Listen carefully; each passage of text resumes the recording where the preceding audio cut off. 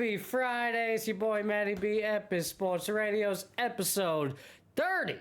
We finally made it to 30 episodes. It's a special edition Friday night Epis. We got a lot to talk about, a lot of non-sports news that we're going to get into tonight. A little politics. I apologize, but it's the sign of the times. We're going to talk about it. We're going to get into it. I don't really apologize. Can't wait to talk about it. Can't wait to get into it. But it's going to be good. Join us. Settle in. It's going to be a long Friday night. Got my boy W. Dubois waiting for us in the wings. And before we begin, everybody, please, it means a lot to us. Please like the post, follow it, share, subscribe, whatever you got to do. It means a lot. It helps the show go a long way. And until next time, keep showing up. Wake up! Is every number where it was?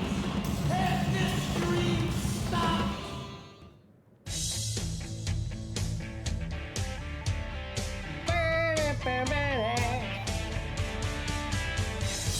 Broadcasting from the capital of sports, it's the Matty B Show.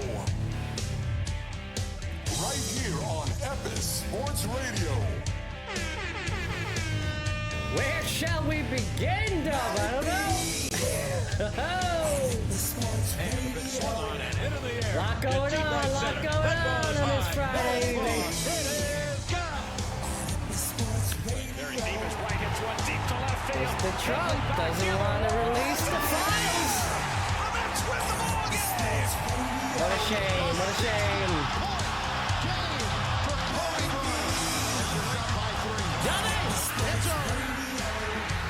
We're here, Matty B. The Jets win in overtime. That's right, everybody.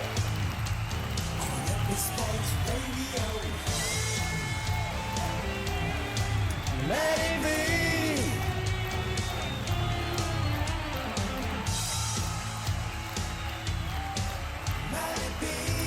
Whoa! What's going on, everybody? It's your boy Matty B. Epis Sports Radio, episode 30. Dub 30. We made it, man. Can you? We talked about when this time would come, and here we are. It's a special edition Friday night Epis. Got a lot of energy, got a lot to talk about. There's a lot of non-sports stuff we're going to get into tonight. 30. You know, there's just too much. A little comical, a little serious, obviously on a political note. You know, a lot of conversation about Trump and these Epstein files, something that was a campaign promise of his for the whole time. You know, for years now, I've been talking about it, right? And here we are, presidency won. Off that rally, you know, during his campaign, and yet complete disregard of these files. Doesn't want anything to do with it. You know, is getting upset. He's got his constituents, you know, in a frenzy. All right, former, you know, Republicans of his, and you know, like friends of his, in disagreement. A lot going on, bro. But before we get into it, again, please, everybody, thank you for tuning in. Please like this post, whether you're coming from Twitch, YouTube, whatever it is. Follow, subscribe. It means a lot to us. It goes a long way. Dub, how you doing, bro? How's your Friday? How's your week? You know, I mean, it's been a great week, man. Yeah, a lot going on. You know, the train's moving, right? Train's always moving. We go number 30. Yeah, man, number 30. Day off today, so, you know, focused on tonight's show. I've been really excited about coming on here tonight. Was it nice of you? Did you take your old man nap today? Did you get I that? did. I did. I did. You. Between about yes. So I got my old man napping, Matty. All right. You know, since you're asking, between about 4:30 and 6:30, it was it's a beautiful great. thing. Nice and refreshed for the show. A little serendipity. Yes. There you go. All right, you know, it's a beautiful thing, man. Me, on the other hand, did not get a nap in, but that's not, you know, this is a different life. It's okay. You're entitled to your nap. You know, I had a good day, actually. I was working. Work was nice, chilling. I was chilling with my guys at work. I saw you in the story on the way back. Yeah, and you were all pumped up, you know. It's Friday, you know. I've been trying to. I've been trying to get the did it. people pumped It for got me this all one, man. pumped up. I was all hyped up, and then like an hour later, I got tired.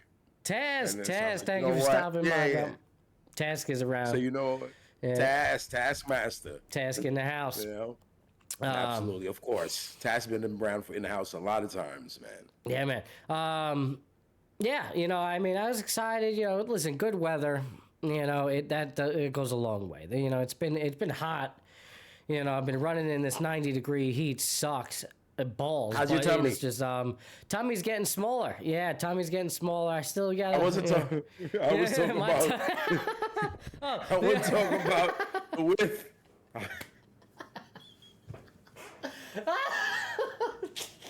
I was talking about what you were going through the other day, guys. Matty the other day. He wasn't gonna tell you. I see. I was just like, you see where my mind's at with that. That's hilarious, though. I appreciate you asking. No, tummy's all good. Yeah. Diarrhea is completely gone. Yeah. Nismo, what's going on? Matty shit was doing backflips, bro. Yeah, there was a 24-hour stretch there. It was pretty bad. I gotta say, it was pretty bad. Matty almost say make it home correctly, if you know what I mean. Well, I did bring that upon myself. I walked 5.5. Yo, Ray Gun, what's going on, bro? Ray Gun in the house, coming from YouTube. Ray, what's up, Ray? Matty almost didn't make it to the house correctly, man. Man, I was on the phone with him. You sounded labored. You sound like you were sweating. I could feel you sweating through the phone. I gotta go home, bro. My stomach, man. Oh God, I can't. Yeah, and it was like 90 degrees out. No joke. Like it was hot. Matty missed the bus or something. He'd have the car. I don't know what was going on. I don't know what was going on. Matty was walking home. His stomach was doing all kind of movements. The bubble guts were out. I was walking home. All right, for those people who know, I literally, the other day, I left work a little early. I ended up walking 5.5 miles home. All right, now that's...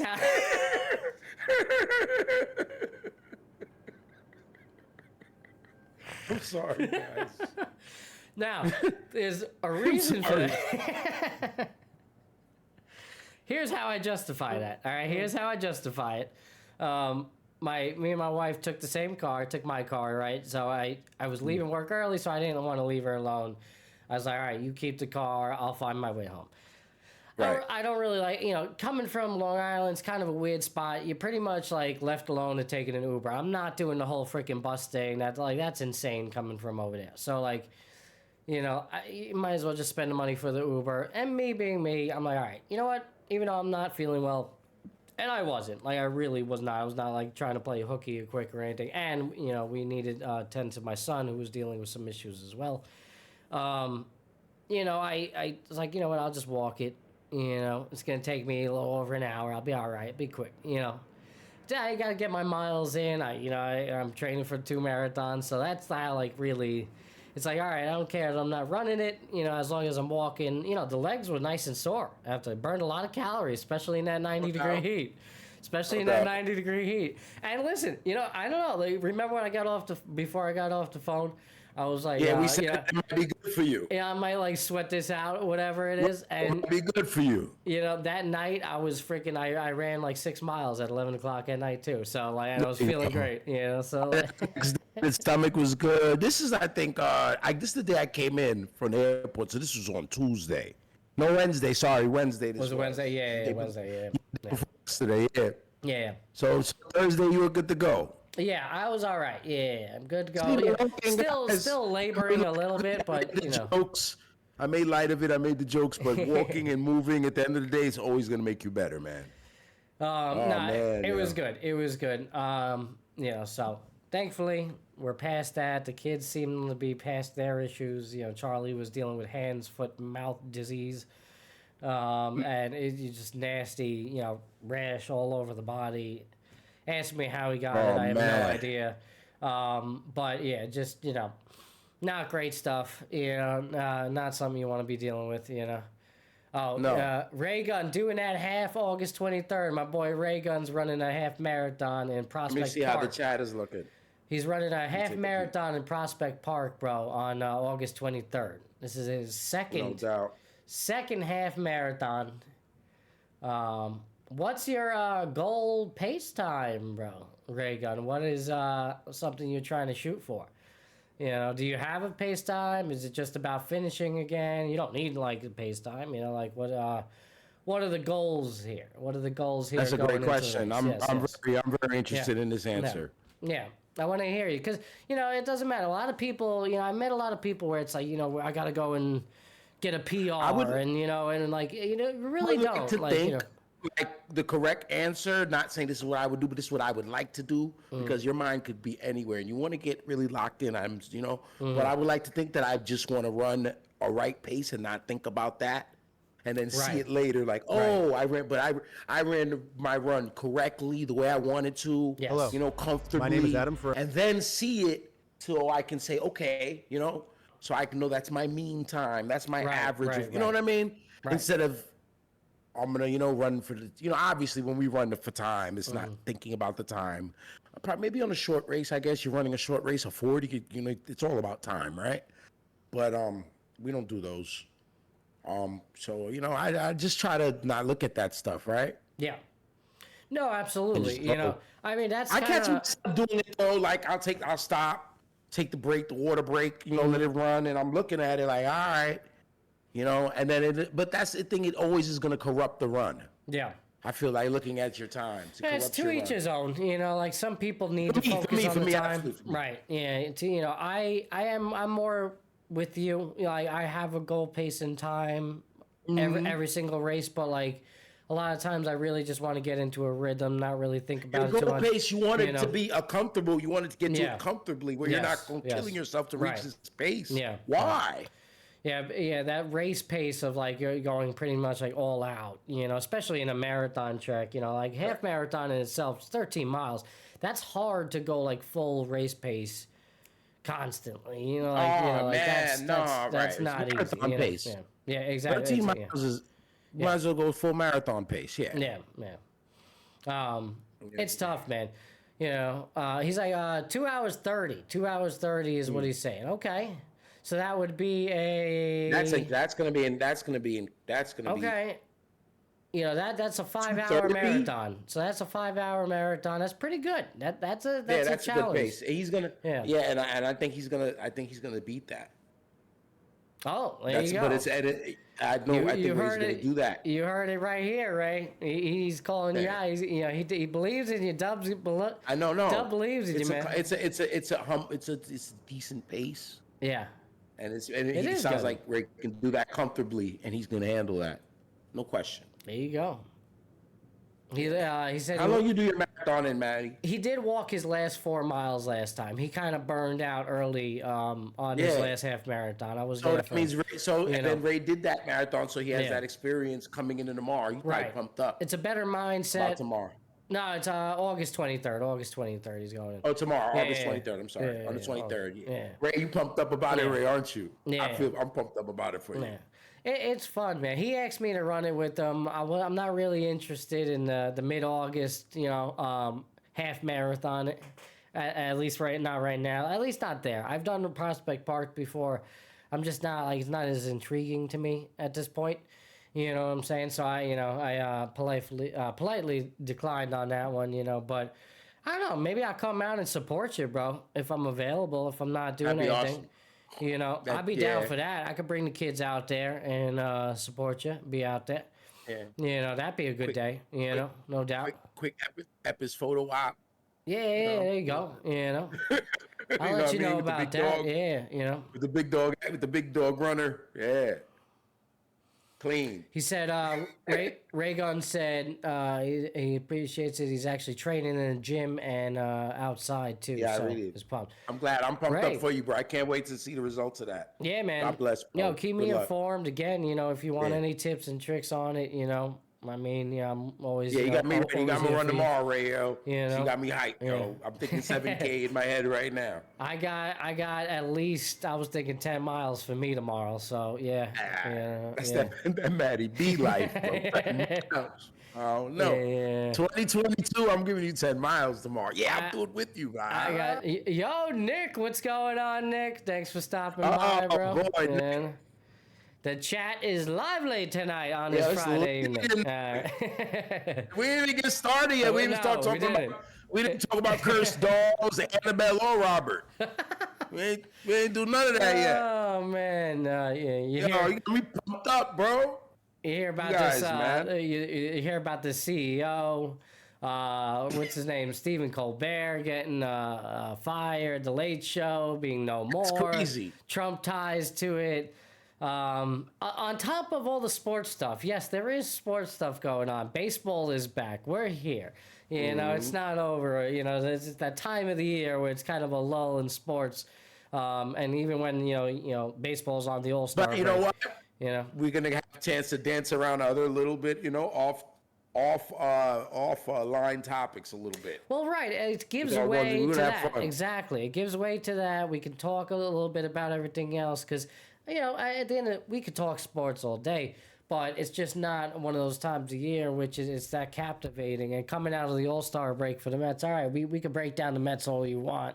You know, Yankees, whatever, the rest of the league. We talk Cubbies, Detroit, you know, Dodgers all day, you know. But we exhausted you with that. You know, what's going on right now in the political landscape of things, man. Like, Ray's all talking NFL preseason. Yeah, I see you, Ray. Yeah, we can talk Right, about soon, camps. I'm watching the team so I can know what the hell I'm talking about, bro. Ray's a I've been paying big attention. Ray's a big NFL guy. You know. Right. I've been looking at a little stuff, but I'm gonna be looking at it the next 2-3 weeks. Oh, yeah. So I know what the heck I'm talking about. I don't want to come in here act like I know what I'm talking like. Task. You don't know about Coldplay is a bitch. That's hilarious. Yeah, the whole thing with the CEO and it's like a tech CEO. Do you hear about that, Dumb? No, give me more. Oh, yeah, well, we'll get onto it later. But there's a tech CEO that was caught. He's going viral all over the internet yesterday.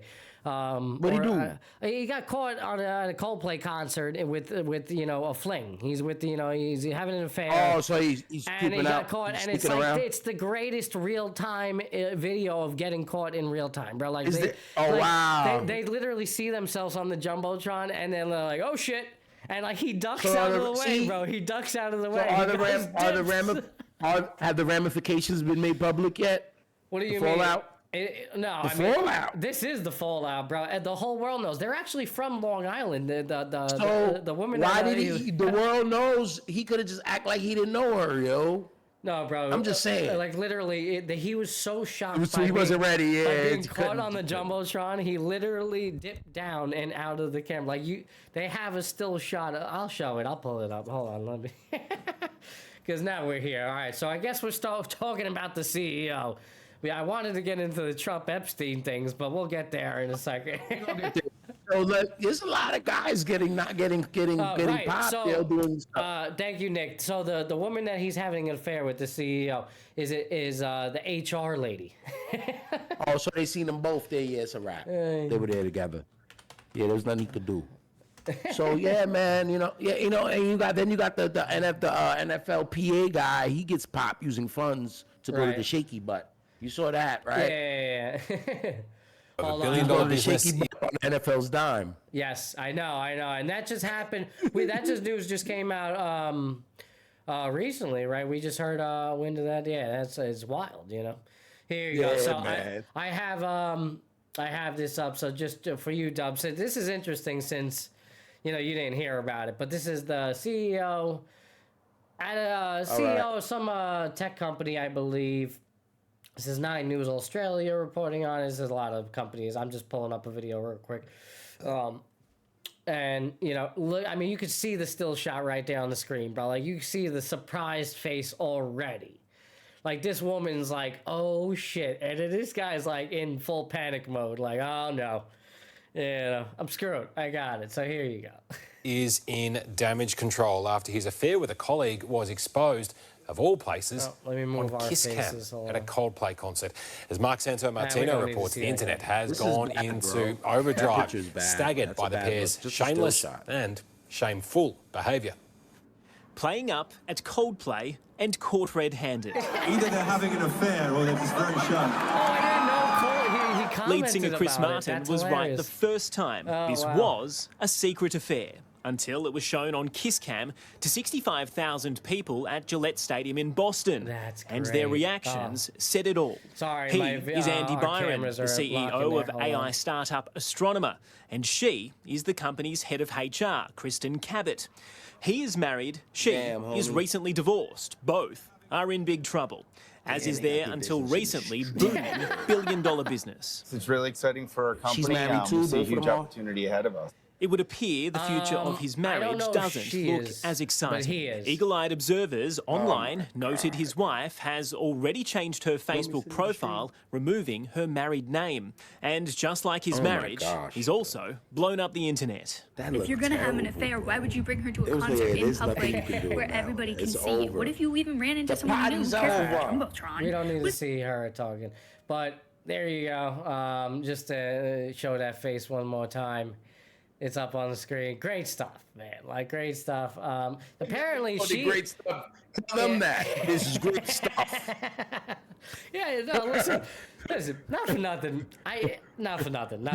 He's asking for it, bro. He's asking for it. Bro, he went You to know, that concert, bro. Bro, that's what I'm saying. You're out of you're a big CEO. It's not like he I think released a statement and said that he was in it's private. It's not private. You're in a public setting. it's not You're at a private. freaking So, Coldplay. This Was he the Kiss Cam. CEO of? I'll check it out. I'll find out for you. Oh, I don't want that. There you go. Let's not have all you guys see that. Yeah, my search history is gonna come up, and it's not gonna be. There's no sympathy. You have no sympathy, man. You're a terrible man, man. What do you What mean? happened to the code? How about the code? Oh, the guy. that? Nah, man. Nah. He already can't help this guy, bro. No, I'm He's sorry. older than us. Listen. He had it coming to him. Let's see. And Brian, both of them, Mel, both of them. astronomer CEO. What is astronomer? Astronomer. What the hell is this? Tech company? Astronomer company. Let's say. Astronomer. No. Company. Let's see. Astronomer is a software company focused on data orchestration and observability, known for its platform Astro, which is built on Apache Airflow, yada, yada, yada. Andy Bryan's the CEO. Right, there you go. Chief. Yeah, Ray, you're probably right, yo. They didn't play it cool at all, Ray. Listen, you run the risk. You're out in the public. You're a big CEO of some tech company. Obviously you're subject to a kiss cam. We've all been to the games. He's probably sitting. It looked like he had nice seats, maybe a box, right? Like the CEO's not in the regular spot or whatever. They're gonna highlight him. You know what I'm saying? He's probably sitting in a box. Have you seen that Mayhem commercial with the kiss cam? Yes. Really, That's hilarious. It's kind of similar to actually. the situation, You're right. actually. You're right. Yeah. For those, I'm sure everybody knows in the chat that the Mayhem commercial, where it's always, causing issues. Causing mayhem. Yeah, right. Causing mayhem. That's the whole point of it, right? And that's right. There was a kiss cam skit that they did. So there you go. It's get popped, yeah, man. He got popped, bro. Listen, I mean. His real wife probably already knew something was going on. This was just the confirmation she needed. All right, and good for her. Now she can freaking go on about her merry way. She's got real-time HD quality proof, and she's going to win that nice little... I was humiliated. Unless there was a prenup in which she fucked up on that one. There's going to be a good, nice little quality lawsuit, and she's going to get a little prenup. He didn't have that. Bro didn't have that same money when he met her, bro. Well, that's that. I guarantee you. I mean, you're right. Based on that face and that reaction, I would agree with. Yeah, he didn't have the same money when he met her, bro. He's been married 20 years. This guy.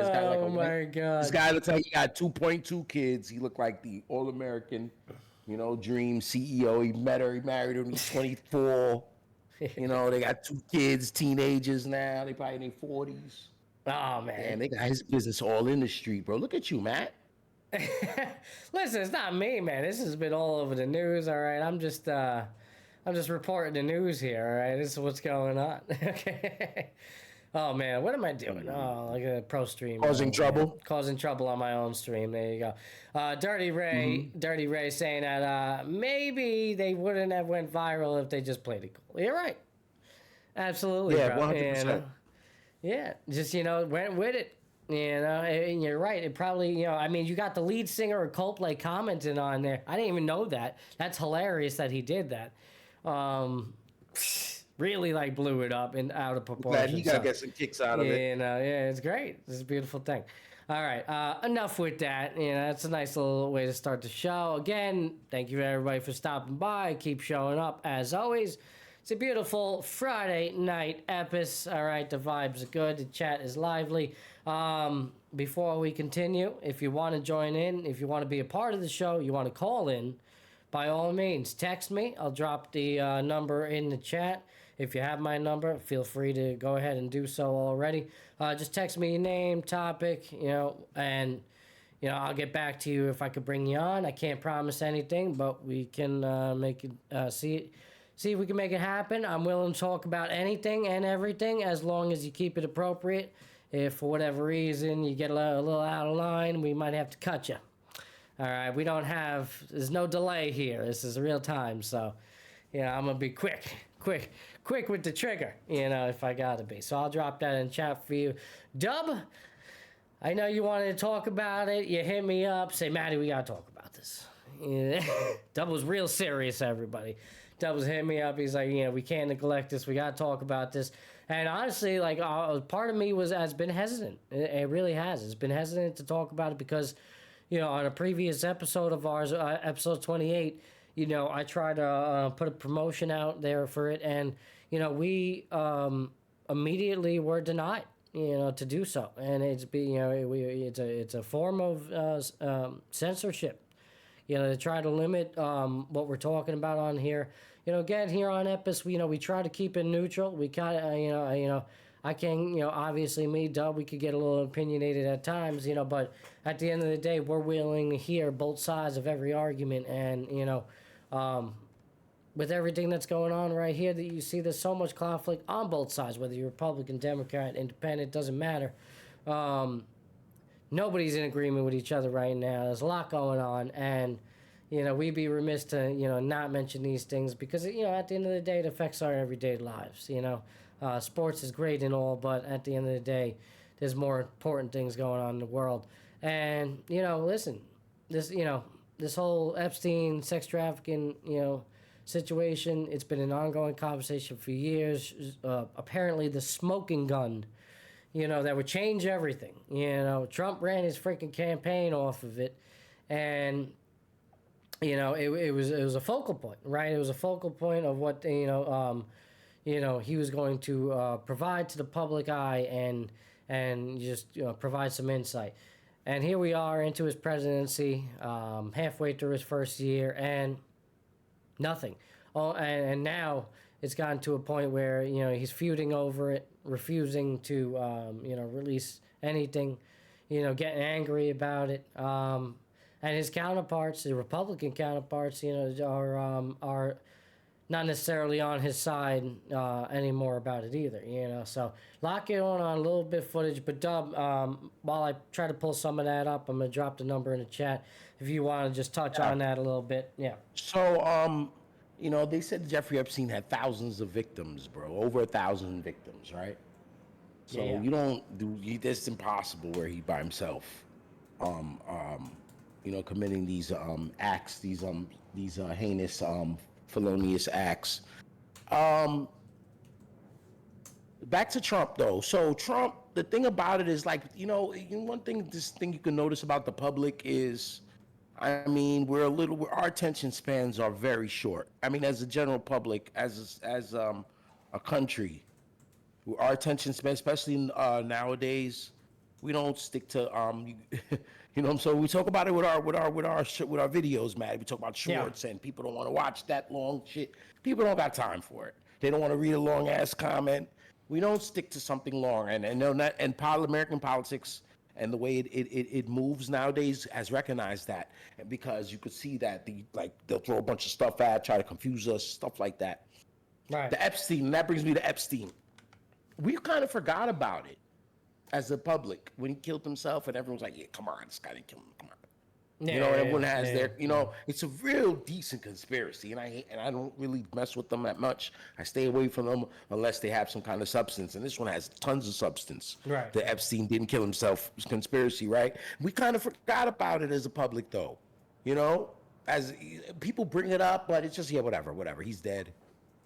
The Right. prince in England, he was associated with it. There's proof of that.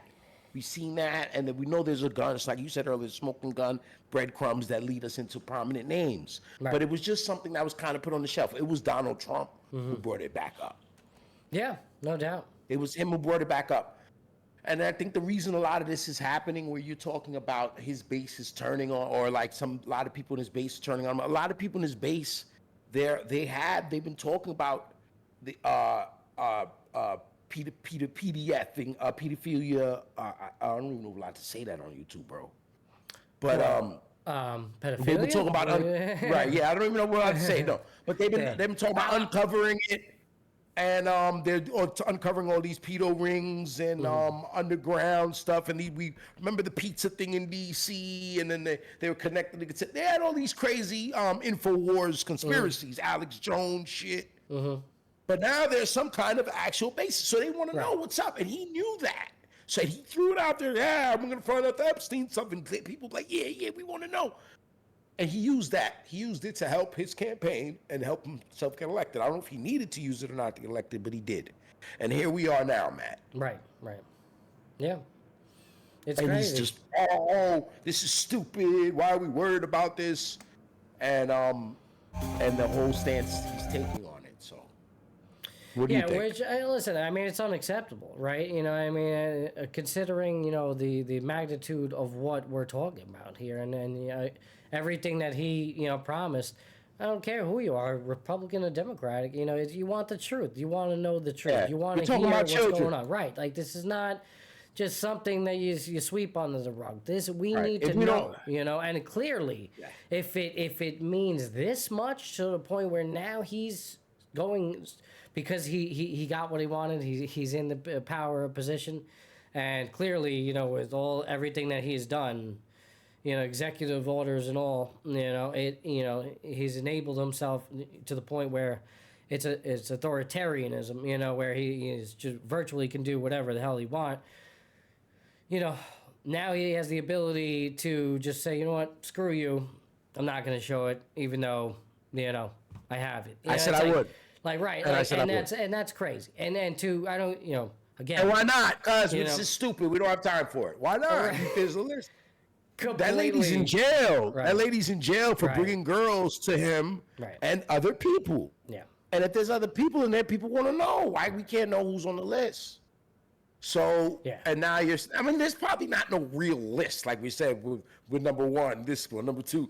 But there's files, and there's proof. There's pictures of people who was associated during these times. There's still victims out there who are grown-ups now who they don't even want to speak on internet right now because, the Epstein situation. Bro, there was 3 minutes in that video when he supposedly hung himself that was just doctored, that was gone. And it's the exact time all they had to do, whoever with the money goes to the guard, listen, bro, you're going to fall asleep at this time. Yeah. Okay? Yeah. Between 2:58 and 3:01, you're asleep. I don't care what anyone asks you. So at the end of the day, you're just a lazy guard, a neglectful guard. That's it. You're incompetent, but you're not a criminal. I have a question for you. Since you were sending me some of these, which video do you want us to play? I got the one where You can start with him telling us he's going to release the files. Which one? Last year, 1 year ago, on the campaign trail. Trying to figure out. Let me send me 157. Trump suggests release. Okay, yeah, there you go. All right, Yeah. because I had the one with the Rupert Murdoch. The whole. That's now because he's got that letter. Then there's a letter, Right. that he supposedly have written to Epstein years ago. How old is Trump now? Almost 80. So they said he was 50. It was for his 50th birthday. So he wrote a letter. Gene. DG, what's up? The Diddy trial revitalized it too. Yeah, absolutely. Right, absolutely, that brought absolutely. into play. And no doubt, that's a good point, Gene. 100%. That definitely did. Hell yeah. Thanks for showing up, Gene. Appreciate you. Everybody that's chilling, again, I already dropped a number in the chat. I pinned it on both Twitch and YouTube. Got my number there, 347-870-1170. Text me your name, topic. If you want to get on the show, call in a little bit. Or, you just want us to talk about a little something like Gene right there, dropping some knowledge, helping us out. That's absolutely it, DJ. That's great. Join us in the chat as well. That did bring back up. And like I was saying earlier, we forgot, and it takes things to trigger our minds. We're everywhere. Our brains are everywhere nowadays. Right. We got these goddamn phones, we got all this madness around us. Your head on the swivel. You forget that, there was some perv who hung himself in New York federal prison years ago. All right. And it's stuff, So going back, we got a couple of videos we want to run through tonight in regards to all of this. So listen, we mentioned it. Obviously, this is a focal point of his campaign run. And we just want to go back, remind you guys a little bit of the promises made, right? Because we want to, play both sides of the coin. It's just tell you, this is, it's not like, oh, we're just, making it up. I mean, if you're not living under the rock, you would notice. But, we want to, provide insight. And so the YouTube, algorithm just doesn't throw us down. And it's more... President Trump called Mike Johnson an idiot. He called Mike Johnson and any of the other preps. He called them idiots, bro. He's like, oh, you guys want to know about this stupid stuff? He was like, he pretty much said, if you're on my base and you're worried about this, you're an idiot. Right. And that shit pissed people off. Right. Yeah. So let me play this little clip. This was from the New York Post posted this. I don't know. Does it tell me how long ago this was? What, well over a year, right, Dub? Right, before the election. That's it's about a year ago, last July or August. Yeah. Oh, I could, let me see. Is that better? That might look better. Hold on. Let me do this. There you go. That's much better. Let me mute. All right. Yeah, you're good. You might even have to, bro.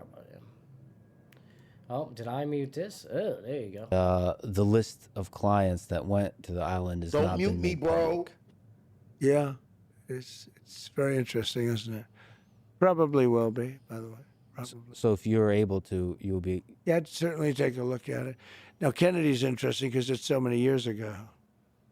They do that for danger, too, because, endangers certain people, et cetera, et cetera.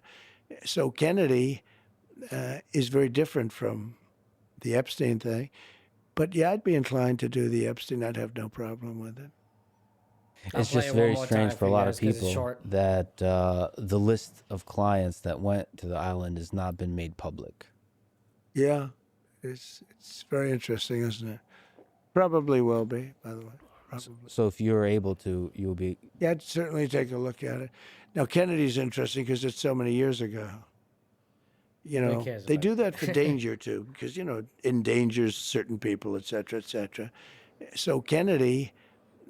is very different from the Epstein thing. But yeah, I'd be inclined to do the Epstein. I'd have no problem with it. It's just very strange for a lot of people. It's crazy that the Bucks. Yeah. He just says whatever he wants. But it's crazy that the Buck. This is what it took. This is where the buck stops. Yeah. But like guys like Mike Johnson, like MAGA Mike, the Speaker of the House, like he's like, yo, you gotta release this shit. I gotta send you some stuff there, Matty. Yeah. But he was like, yo, man, what are we talking about? He's like, because we're either covering shit up or we're incompetent, because he was talking about the Attorney General, because he's flip-flopped. Like, she's been confused. Right, like, looks like she doesn't know what to say for certain questions. But we're talking about, you're the Attorney General, you're the Attorney General, ma'am. It's not about, there's nothing to talk about but the truth and just following the law. Right. Every answer you come out your mouth should have to do with the law and what we would do, not what the chief of the country is saying, the president is saying, you know. Yeah. You gotta follow us. So one. she's in a tough spot because they all have to do say the right thing and protect each other, even though, like I said, it's supposed to be about the law. But it automatically, so now, Matty, I believe it was yesterday morning or whatever when this real thing started popping, because Trump is starting to get pissed off. It's annoying the hell out of him. Yeah. So he fires James Comey's daughter, she's another lawmaker, right? Not a lawmaker. What was she doing? Was she working not in the FBI? Yeah, she's working in the FBI too, like her old man. Comey's daughter. She got fired by them this morning, by the Department of Justice. She was a top figure in the Department of Justice, and she was let go. Maureen They're Comey? blaming her. Talk about Maureen Comey? Comey. Yeah, there you go. Yeah, remember her father is one of President Trump's biggest targets on his first campaign run. And during his first I did hear about this recently. Yeah. So automatically they fire her this morning, and they're calling it the whole Epstein thing a Democratic hoax. Right. But my question is, what exactly is the hoax? Didn't this guy do what we said he did? This lady's sitting in prison, so there's no hoax. Right. She brought girls to him for him and his boys and him and his homegirls for these his constituents, his people. Right. And we're just supposed to ignore we know, right? Yeah. We're supposed to ignore it. Yeah. And like Representative Tim what's his name? Kirchin? He was saying Republican guy. He was like, he's like, I'm not. He's like, Tim Kirchin, the guy from not Tim Major League Kirchin. Baseball.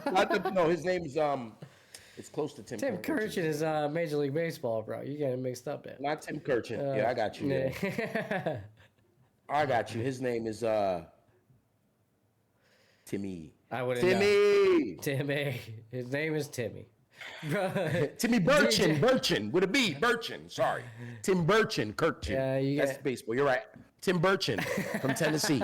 Yeah, definitely Burchin. So Burchin was talking about DJ said you're killing him, bro.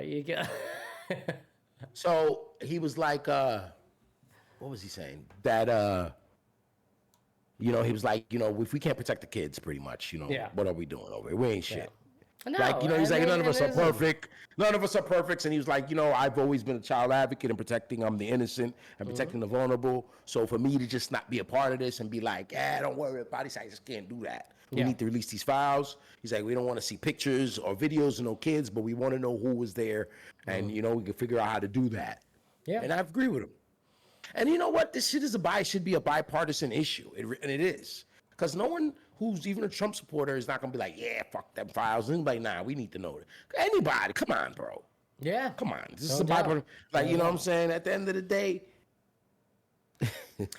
And if you needed a little the letter, though. If you needed what about the letter? What are you saying? No, we'll talk about. You go ahead. We'll talk about the letter in a minute. Yeah, I was gonna say if you needed a little bit of reminder, of Trump's relation with Epstein and where maybe the smoking gun itself began with his relationship, you go way back. There you go. You go way back to a young Trump. 1992. Okay, 1992, really? That's when this. 1992. When I was born. When the great Matty was given to us. Yes, the year I was born. It might have been the night I was born, but who knows? Mr. Trump chilling with Epstein. Here you go. Hold on, let me get some volume on this. 92, baby. Yeah, this is definitely 92 vibes, no doubt. Yeah, for sure. I'll do it for sure. Let me get my video down here. Look at his fucking eyebrows. Fucking sleeves bag.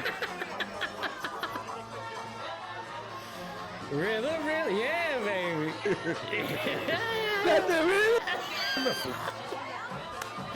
Yeah, you and me be bumping this shit, man. I wish I could go back in time and just time travel to this party. Just see me walking behind Trump and Epstein, vibing. Look at Trump vibing. Look at Trump's rhythm, yo. You know he got that good shit. He got that blow, bro, probably. He probably got that good blow. Yo, just look how he hit that move. Yeah, baby. Oh, shit. 92. There it is. Oh, my God. Look at that move. Look at that. Get that lip. It's too good, man. I almost want to play that again, but that was good. DJ wants it again. DJ wants it again.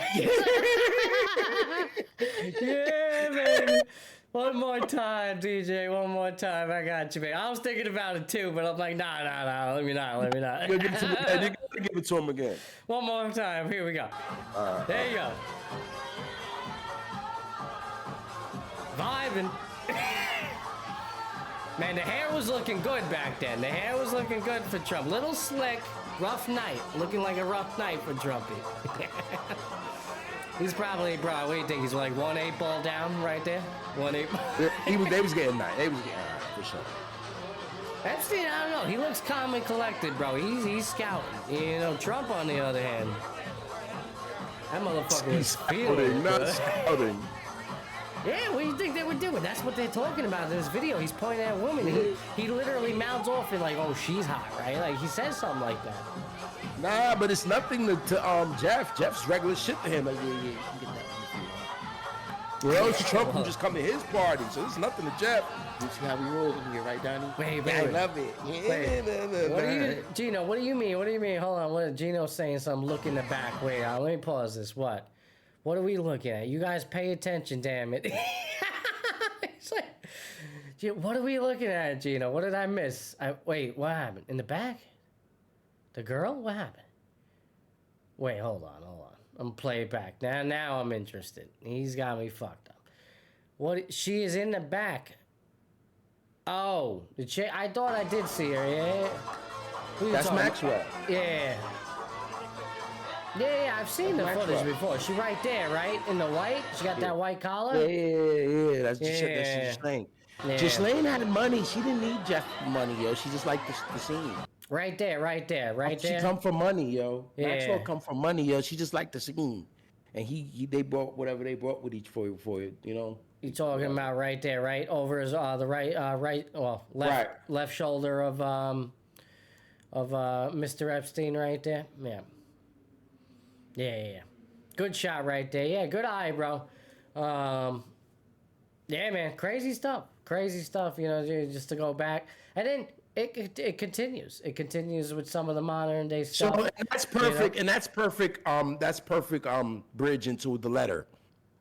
The letter that Donnie supposedly wrote Jeff Epstein is that was published by the Wall Street Journal, or was going to be published. That's why he's threatening to sue Rupert Murdoch. Wall Street Journal, of course, is from Rupert Murdoch, Fox and all of that, right?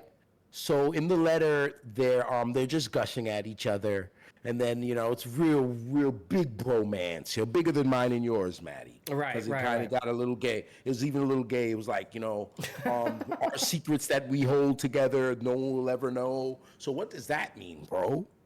You know, something like that. I'm paraphrasing, but it was secrets. And, you think they and were? No one will know. You think they had some intimate times?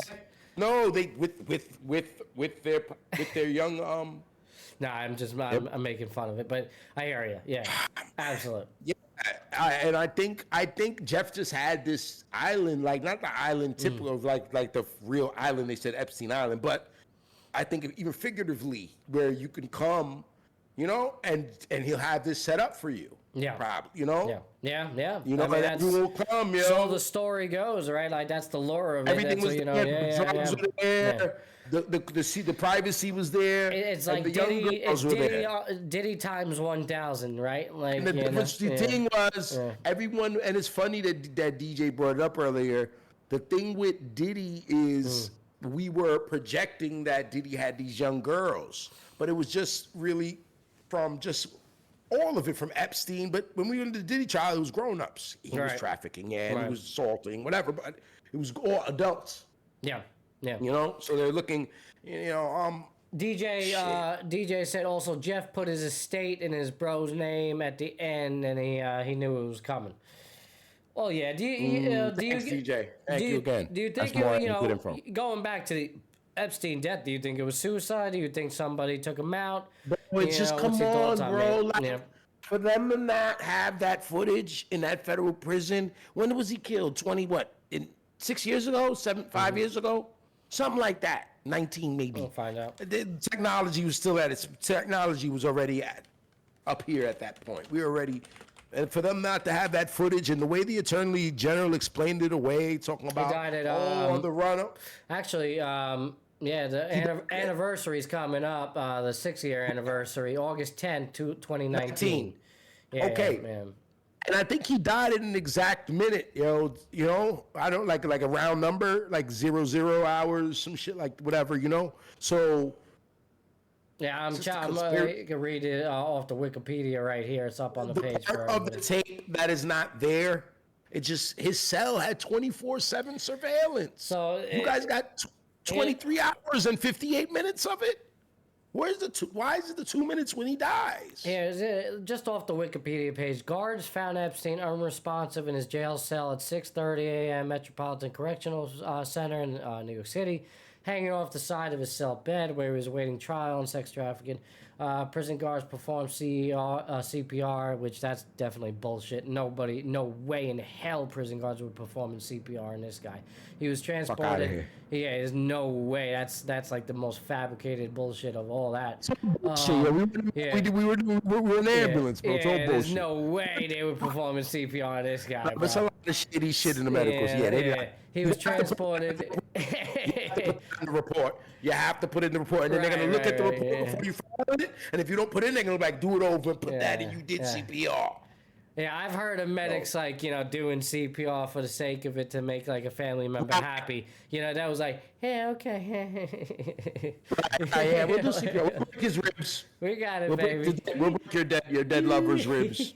Sure. Oh man, he was transported cardiac arrest down. Oh, he went to New York downtown, bro. That's dope. I didn't even know that. He was in New York Federal. He was in MD. He was in Fed jail.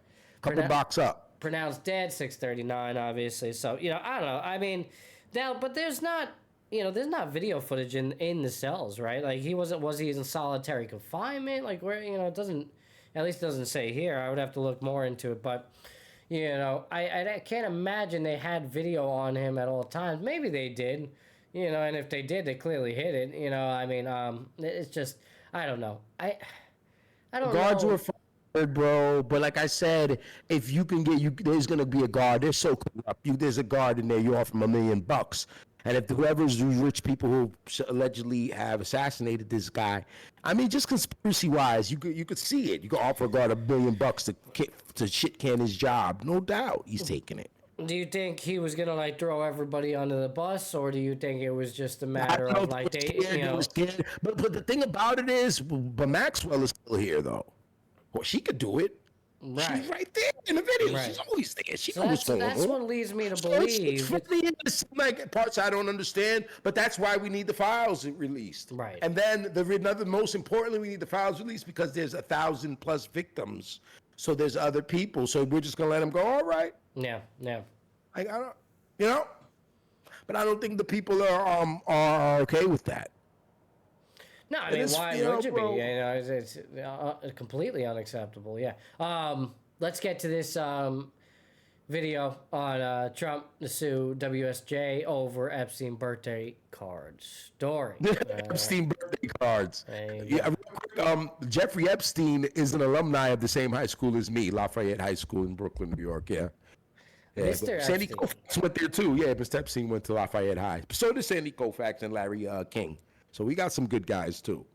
DJ said, did you guys see the juror interview on the Diddy case? The juror interview? No, I didn't see that. I heard obviously, I wish he could, if he had enough to tell us the significance of it. He could call up if you want. DJ, send it to me, or if you want to talk about it, you can call and talk about it. But if you got a link, DJ, send that shit to me, and I'll pull it up. I'll pull it up for the people. Maybe I can find it too. On here I can take a look. But while I'm playing this video, so here you go, everybody. What This is happened? crazy, man. Yeah, This is go ahead, Matty. Yeah, I got you. Yes, the press secretary arguing that the journal never showed them the actual letter. But these are all tactics that we've heard before from the president and this administration. Now, this morning, President Trump has been posting on social media several times, venting his anger at the Fed Chair Jerome Powell, but also in the last few moments saying this about Rupert Murdoch, saying, I look forward to getting Rupert Murdoch to testify in my lawsuit against him and his, quote, pile of garbage newspaper, the Wall Street Journal. That will be an interesting experience. So again, the president, as he often does, and he no doubt feels emboldened by some of the recent developments regarding his lawsuit against CBS, certainly trying to... Hi, man, I'm sorry, everybody. And I'm Jonathan. So Rupert Murdoch is with... Rupert Murdoch's is Fox, so now Trump is beefing with the Fox boss. An unfavorable story. Gabe, as we mentioned in his denial in the article, Trump told the Journal, quote, I never wrote a picture in my life. Do we want to keep on going, Dub, here, or are you good with that? Yeah, because this is like a 12-minute interview. No, we don't. No, we don't got. I mean, they're talking about the letter. I'll give you guys the gist of it. They're talking about the letter that supposedly Trump wrote Epstein for Epstein's 50th birthday. This is around the same time. This is years ago. These guys, you know. So what? Epstein died at 66, right? In 2019. So that means in 2003, right? He was 50. At the time he died, he was... No. 66 years old. 66, yes. Yeah. So he so that means in 2003 Trump wrote him that letter. Yeah, man. Yeah, Trump's about the same age as him, isn't he? No, he's older. Trump's older, yeah. Trump liked that dude, yo. That dude was hooking him up with them little young things. He liked that shit. Yeah, 79 years old, bro. Trump's old. He's got this, Trump's got these health issues that obviously are coming out of the closet, and you wonder, like, conveniently now we're talking about metabolic panels and complete blood counts on television, as if like there's there's some concerns about Trump's hand. People are wondering. They like them little kids, man. Yo, bro, his little demon. Speaker. The thing is, if Trump was taking part in this thing, because we don't know for sure. Yeah. But so if he was taking part in these things, why would you bring it up again and use it? Or he's that egotistical, narcissistic, like he thinks that. Wow. Why use it to get elected? Why use it in your campaign trail? Why bring it up? You know. Yeah. That what you were doing, like we know what you did last summer, bro. So why talk about it? It's a new movie coming out, right? Why talk about it? Yeah. So it just, but at the same time, he's that wacky. So I don't know with him, man. I don't know, man. But and then also for him to just get so annoyed about it, just like talking about it, that's someone who's trying to hide something, right? Everyone knows. Like you're gaslighting. It's not like you're in the house gaslighting your sibling or your parent or your lover one-on-one. You're trying to gaslight a whole country. You're on TV trying to tell us what we see and hear is a lie. Don't listen to what you see, or don't worry about what you see or listen to what you hear. Just worry about what I tell you. Right. Yeah. You know, that's crazy, bro. That's not what you saw. Yes, it is. I saw it. So, you know what I'm saying? I saw it, bro. Stop. DJ, I think I have the video. I don't know if you sent it to me. I'll tell you the time to focus. Oh, you sent it to me? He said, I sent it to my bro's iPhone. It's 17 minutes. Bro, so that's too long. He sent it to you. Yeah. Yeah, I know. Oh, well, he said he'll tell me what time to focus on. I think I also found it too. Is it the CNN interview? DJ? Yes. I think I have a CNN. Yeah. Yeah, I'm sending it to you right now. All right, send it to me in the Discord real quick. I did. Okay. I sent your texts. Yeah, no, send it to me in Discord so I can pull that out. All right. On the Epstein thing, I know we have exhausted it. We've already gone and we hit the hour mark on tonight's show. We could keep on going. We could keep on talking about it. It's good discussion. And listen, it's necessary discussion. You know, I mean, it's just too important. Obviously, it's a smoking gun in the political landscape and just the world. I mean, does it matter? You know? Is it all right? Yeah. Like if if the president, was playing with little girls 30, 40 years ago, if it's okay, and everyone feels okay, fine, let's just move on then. Right. Well, and you know what? That's a great point, bro, because exactly. I don't know anymore. Are we really? I agree with you. Like, this shouldn't be an argument. This should just be, across the board. Like, yes, this needs to be released to the public. Obviously, create panic, what have you. But really, where the panic will ensue is amongst the millionaires that are affected by it. Is amongst the people that are guilty, that are not known to be guilty at this time. And we as the people, we gotta continue to talk about these things because you don't want it to let it go away. You don't want it just. Once you start letting that, it don't matter no more. Once you start letting, you can't protect the kids and stuff. These grown men throwing these little girls around and shit. Like, if it doesn't matter at that point, like where are we living? Like, it don't matter no more. So what do we care about now? What do we care about? We don't give a shit about anything then, unless it affects us. It's not my daughter. It's not my son. I don't give a shit. I mean, you just hit it on the head right there. Unless it affects you. I have this friend I've been going back and forth with, the whole political thing. He's a little bit, conservative view, but, not like super Republican, but probably categorized as a Republican. And, he's on the fence. He's on this whole immigration thing. And it's like, I tell you, like, how could you be on the fence? Like, these are human beings being thrown into cages. You want to talk about a convicted felon, one thing, somebody that has a record, okay. I could get behind that. I've been on record on this show saying that. But you're talking about actual legal citizens. There's this guy, trying to, gain citizenship, working in Port Washington, Long Island for 20 years, working at a bakery, serving bagels to community for 20 straight years. Lovely guy. Everybody knows him. Gone. Vanished. Nobody knows where he is. Where'd he go? What the fuck? What are we doing? Little girls, boys, girls. Did you see that guy, the baseball coach? The baseball coach in Washington Heights. Yes, I did. Yes. And he's saying, and he hiding the kids. Yeah. He jumped in front of the kids, and now he said 80% of the team didn't come back the next game. Really, I didn't know. Yeah, that's crazy. He's like, I want to predict it. And at some point, the point of the conversation, at some point, like, what's it gonna take, right? Because is it gonna take it genuinely affecting you, like me, like maybe yes, this guy? Yes, like the answer is yes, like Matthew. His mother, no one cares, bro. Yeah. No one gives, and that's where we're at, and and we're watching our moral fabric decay. Right. We're watching it, and it's just sad. That's why I always like, I just try to make sure my people around me good because I really don't know what to do. We're getting meaner and meaner and colder, bro. And then I think this right here is a big measuring stick on who we are. Sorry, Deb. Do you think, and good point again, man. Do you think it's truly that we're getting meaner and meaner, or do you just think it's a sign of the times now with the age of technology, social media, that it's more and more exposed as opposed to the past? Because that's I feel that's the question we've all asked different people. We've heard this question before, and it's a great question. Not going anywhere. I think it's both, man. I know it's a cop-out answer, but I'll explain it. Yeah, I think it's both, man, because when you keep seeing something over and over and over and over, like Chris says, it starts manifesting.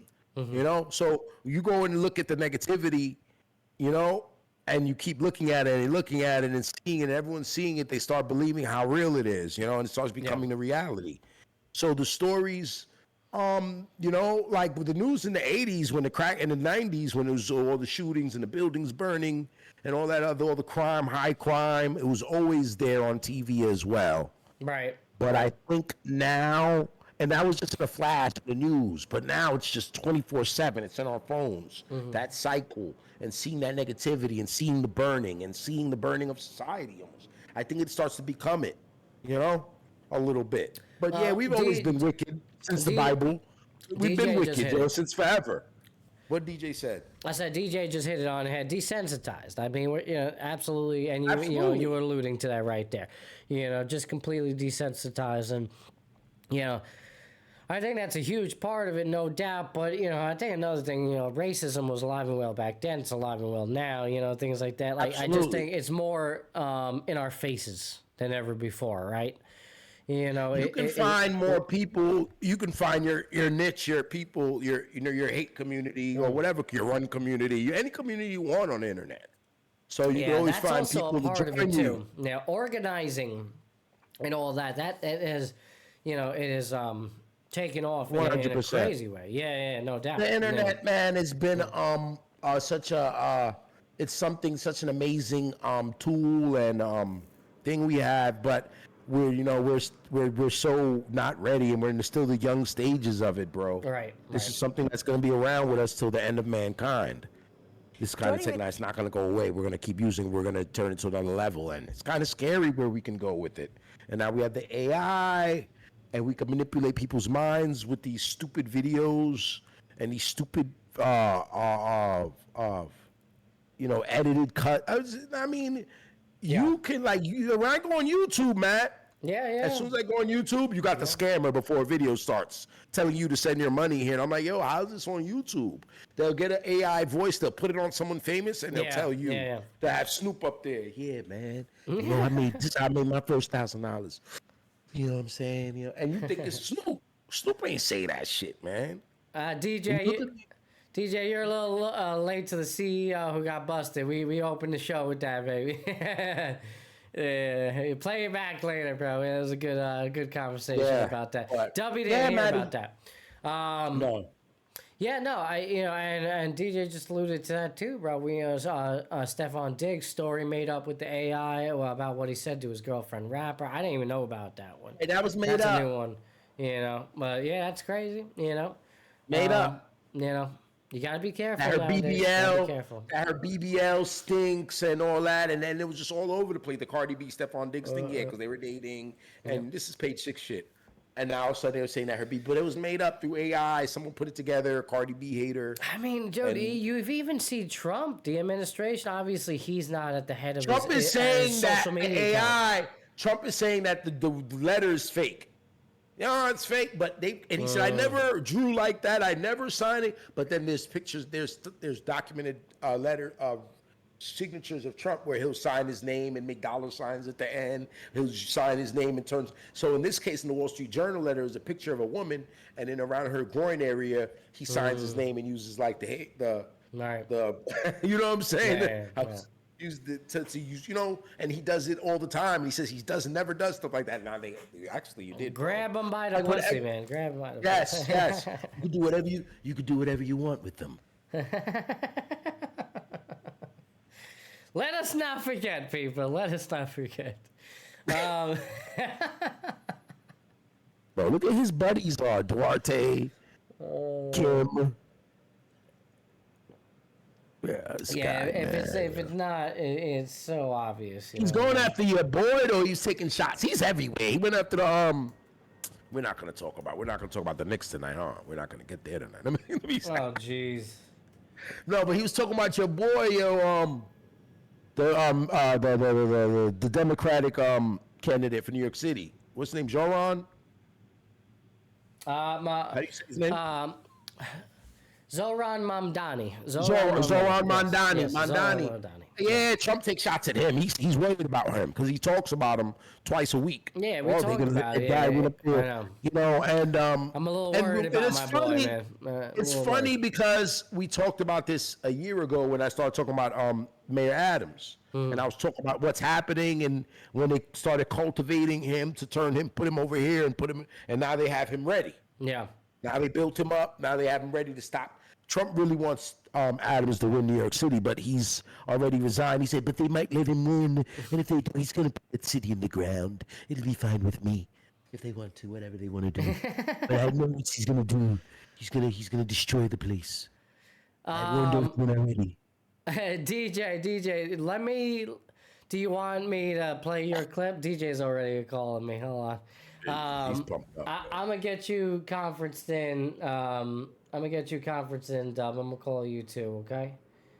I'll get you over there, and then so you could just mute yourself. But I gotta figure this out. Hold on, DJ. Hang with us, Mister. I'm not listening to you. Hold on. Let's see. You say what you want me to do? Nothing. I'm gonna call you, sir. I'm trying to merge you guys. Oh, and then I'm gonna mute. Yeah. I'm trying to do that. Hold on. So be patient with us, everybody. You want me to mute this, right? Yeah. There we go. Alrighty. Let me make sure I'm good to go, everybody. We got a little special guest caller of the show. It's not a first-time caller. He's been here before. It's DJ. All right. Family of Dubs. What's going on, DJ? I'm here, man. Like, you guys are doing a fantastic job. Just enjoying the conversation. Thank you, bro. I appreciate you. Thanks, little bro. What do you have to say, bro? What do you have to say? You guys are giving me a hard line about the page six news. Give me a break, man. It's freaking 11:30 over there almost. What page 6 news? Yeah, well, I brought up the freaking Cardi B stuff on thing, man. Give me a break. I'm just trying to make a. No, it's a good point, though. You should make anything look like anything on that internet. Yeah, you kicked my butt earlier this week, low key, when you were texting me, but you kind of had a point, though. But go ahead, though, DJ. What you got? Well, you guys just go talk about the politics, because I kind of don't. I'm not really abreast on everything going on, so I just want to kind of hear. Well, yeah, a lot going on. Yeah, we're just talking about the Epstein thing, man. I mean, we're just trying to get to the bottom of this, man. It's something that you just don't ignore. There's dirt, man.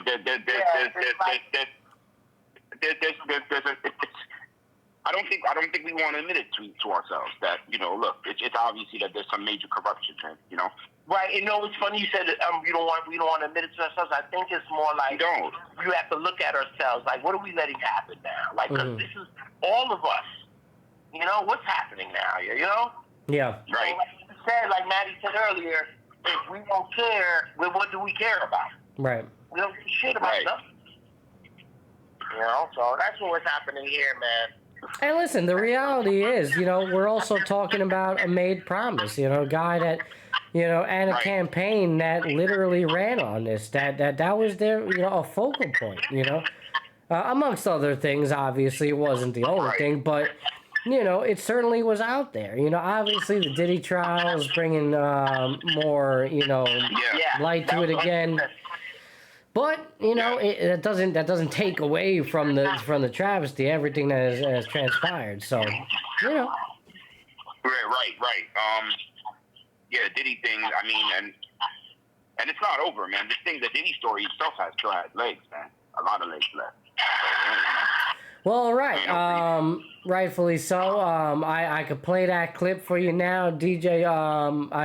You wouldn't be able to hear it, so you're gonna have to well, I could actually mute you guys while I play it. I can mute you guys while I'm on the phone, so I could do that, and then I can play.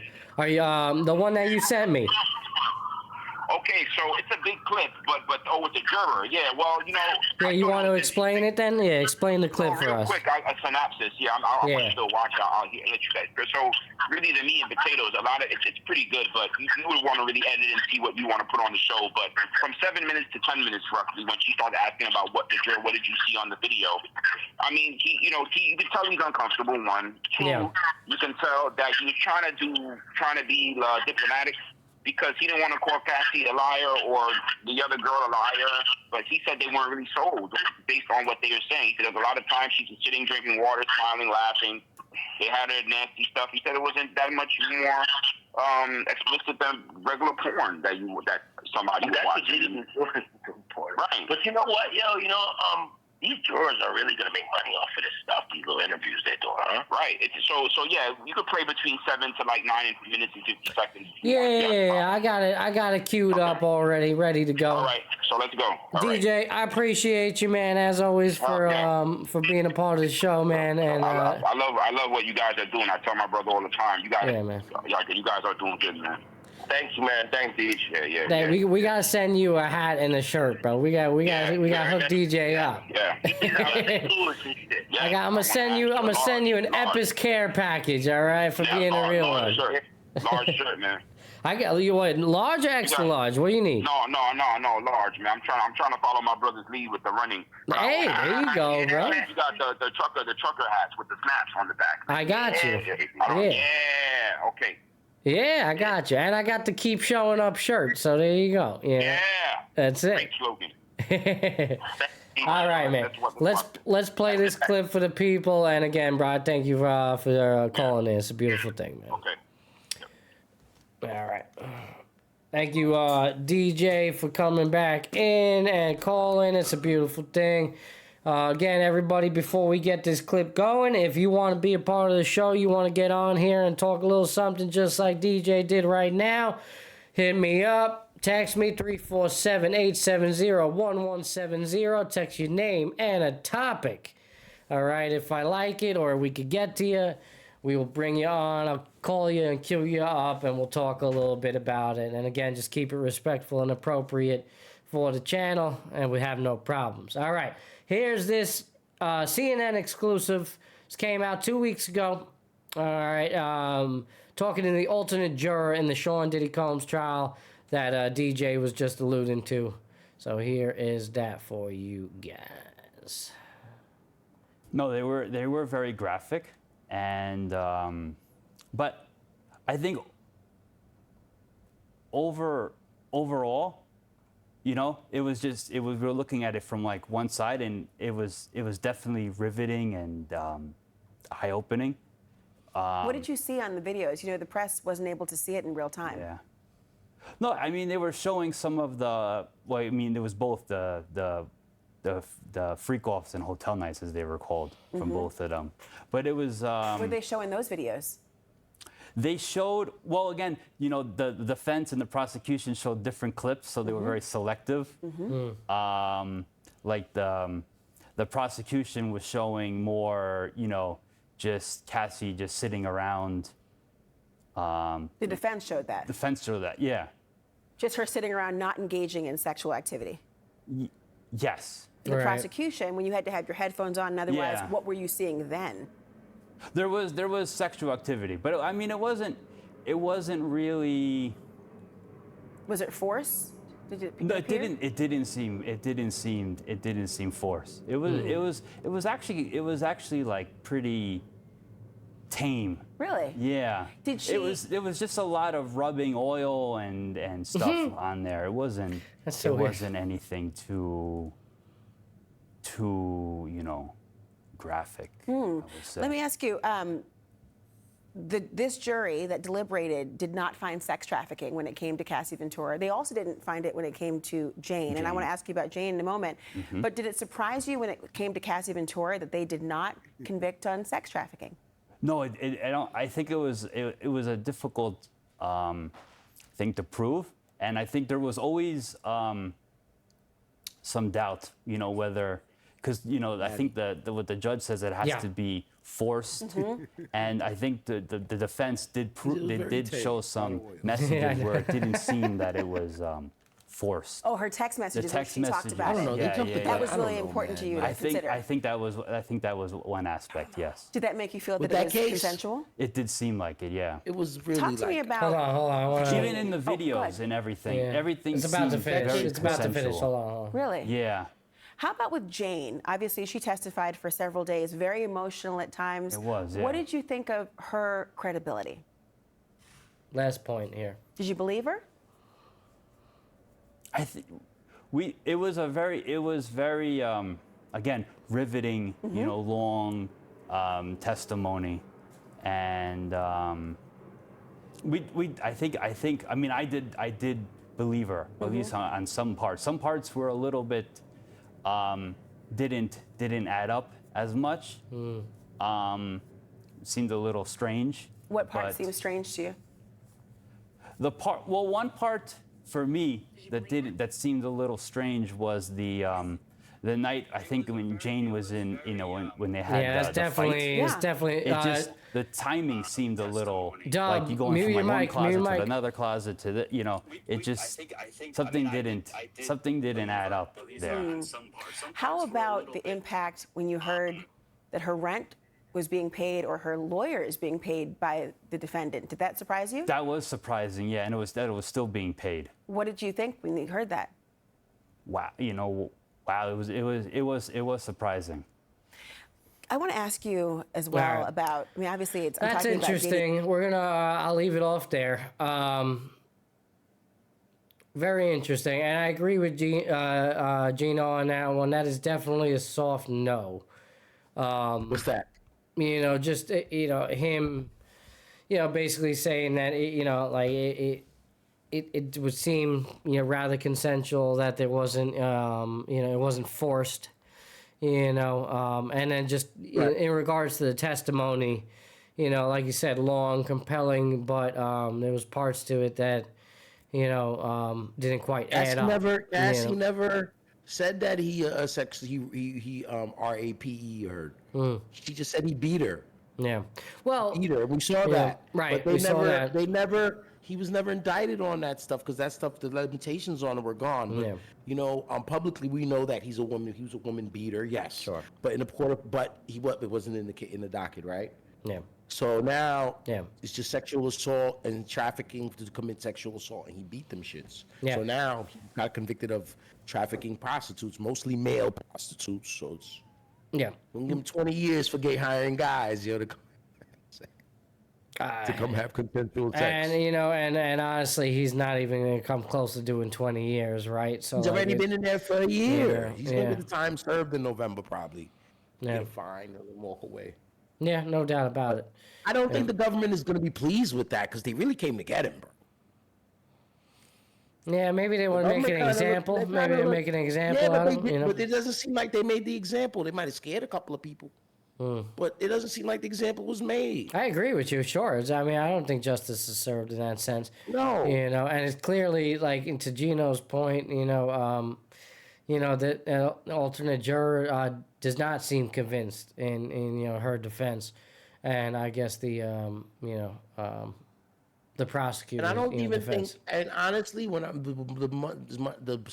I've seen in that trial, I never thought because I had definitely heard the Cassie testimony. She set it off. She was the opening. She's one of the first few witnesses. So, and it was a long trial, but she was there in the first couple of days. She testified. She went on, had the baby. The trial still was going on. But long story short, though, she never really was testifying to get him in trouble. She was testifying because she was subpoenaed to testify because we saw the hotel video and now the public uproar once again. Right? So now she comes to testify. She already got paid. She got the $10 million from the hotel. She got $20 million from Diddy. So coming in there, she's already $30 million up. She didn't say Diddy raped her. She said, no, she beat her, and she admitted to that. She never lied as far as what we've seen and what she said. She said he beat her, and then at the end, they're asking her, she's telling us she still loved Diddy. They never even asked her. Like, we didn't even ask you that. Like, she was there, she wasn't trying to get him locked up. She said the testimony to truthfully as she could without villainizing him as little as she could. That's what she did. That's what I felt. Pepper was like, hey, Cassie testified. They didn't really, and even the other girl, she was like, she just was jealous, pays my rent. I was jealous because he would make me sleep with 8 guys, and I think I would be with him at the end of the night, but then he would leave me there, and I felt like a whore. But that's not a crime. Yeah. So then the baby oil and all the other shenanigans, he's nasty. That's a nasty man, bro. The alternate juror, there was a lot of rubbing of the baby oil. Yeah, there's a lot of baby oil. He's nasty, bro. It was some real explicit shit. And there was some real stuff that we were like, what? Like, yo, bro. So, yeah. And they're talking about Diddy. They said Diddy like this, yo. So I was like, oh, so that's why Diddy be doing this, overcompensating with the other guys. Because Diddy just, but he's got money. He's got the 3-inch Terminator, but he's got the money. So. It's crazy, bro. Crazy story, man. But it definitely is.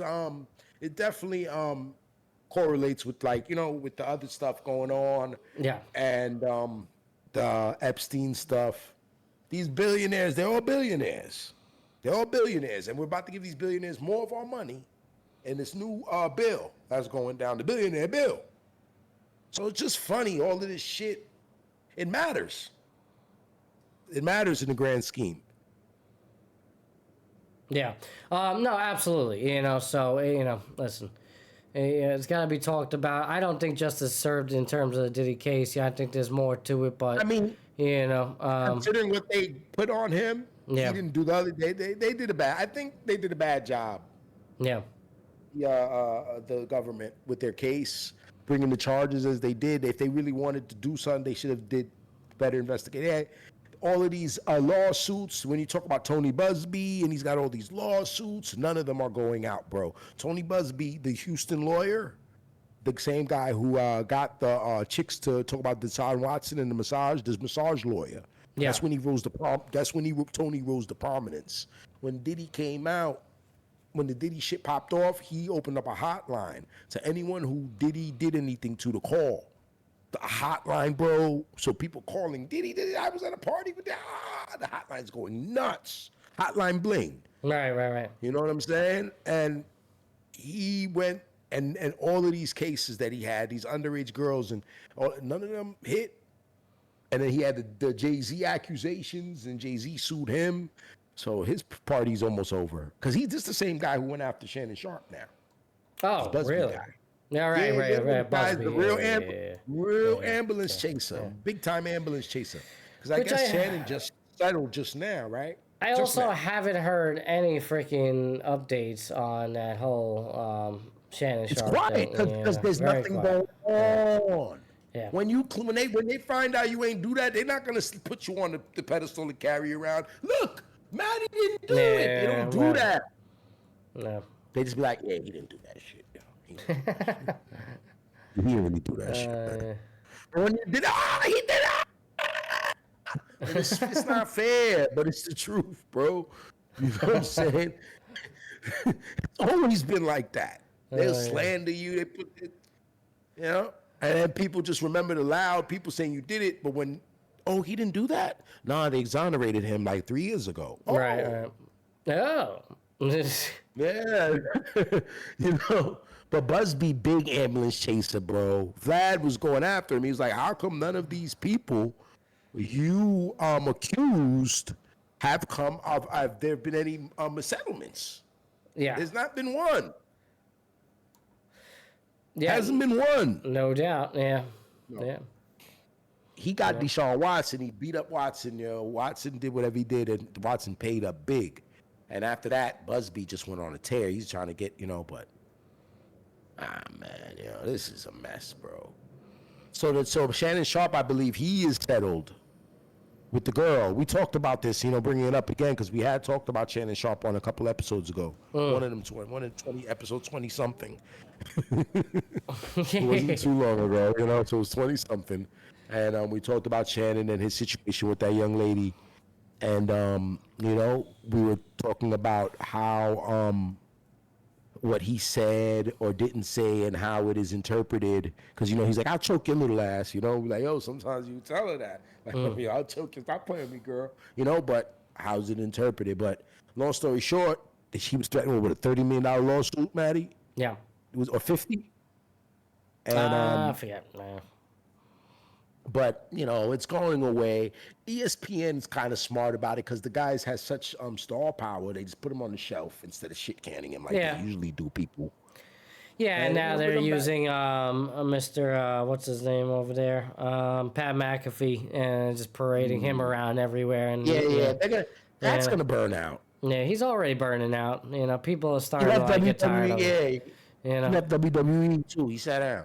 Yeah. Oh, did he really? Yeah. Pat had to take that ESPN job, but when he took when he put his show on ESPN, he had to take that bread, bro. Yeah, the money. Once he did that organically, it's over, bro. Right. You're staying now. This is just how it is. Right. Because you have this YouTube show, the respect. You're on time. You and Yeah, we You and my talked about man, it. yo. Yeah, you know, we talk about it, yo. Yeah. So, you know, maybe one day God bless, we'll, you know, we be a quarter, like a 10th, a 50th of what Pat has done. Right. But it's hard, bro. You know, Yeah. and Pat left WWE Raw. He hasn't been on Raw in 3 weeks. He was doing that every Monday. I didn't know that. Wow. Yeah. Yeah, Pat was going to do Raw.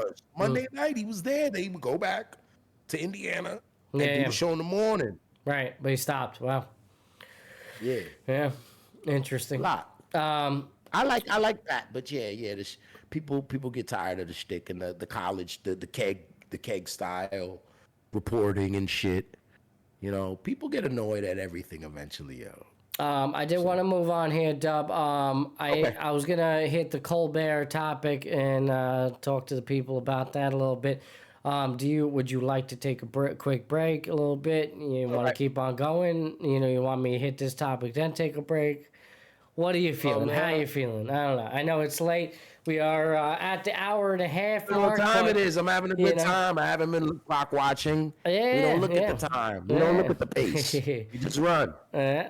We just run, baby. But you know, I want to allow you to take a water break if need be. So you know, but you don't have to. It's up to you. You want to keep on going? That's fine by me. I just want to ask you.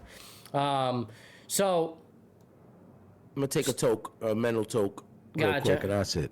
Gotcha. All right. Stephen Colbert, you know, announced yesterday, I think it was yesterday or the day before, that The Late Show will be coming to an end. And after 11 years with The Late Show, not only will his show come to an end, he's not being replaced, but CBS is entirely dropping the show. They're using the excuse and saying it's due to financial reasons, but the rumor is that it's really pressure from the parent company, sister company, Parenthood. Excuse me, guys. No, you're off camera. You're good, bro. It's all right. You're good. You're back on. Paramount, you know, who's a sister company of CBS. You know, Stephen Colbert, 3 days prior to this announcement, called them out on a lawsuit with Trump over edited video about a Kamala Harris interview. You know, and Paramount ended up settling $16 million.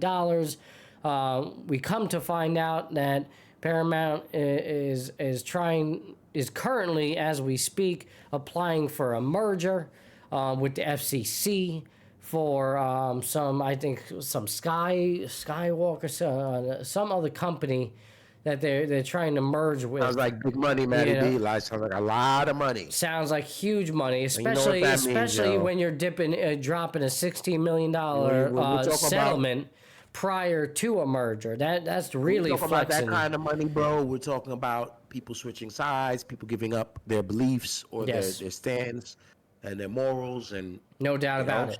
And Stephen Colbert, being the true reporter that he is, has never wavered from that. You know, originated from the Daily Show, Comedy Central. You know, Jon Stewart giving him the nod and him turning into what he has on his number own. one. You know, right? Number one Late Show. Honestly, and he's been doing it long time now, 11 years. That's respectable. His counterpart as well, Jon Stewart, you know, openly public, openly public about this lawsuit as well. You know, I'm honestly waiting to hear him being on the chopping block with this whole situation. We're starting to see it. This is the authoritarianism that we talk about, you know, with this Trump presidency. They're trying to silence people. It begins with the comedians, with the artists, with the talk show hosts, with the media. This is how this shit continues, and it's sad. It's sad to see that, like, you know, they're gonna, you know, obviously they're gonna, you know, say what it is, financial reasons, this and that. You know, we're moving in a different direction, whatever. I'm sorry. Yeah, they ain't lying about that. They ain't lying about that, because they are, right? They're more focused about whatever this merger is, which you said, you know, obviously is gonna, you know, this big bullshit, bro. Big money for them, and you know, they're moving in a different direction in their direction.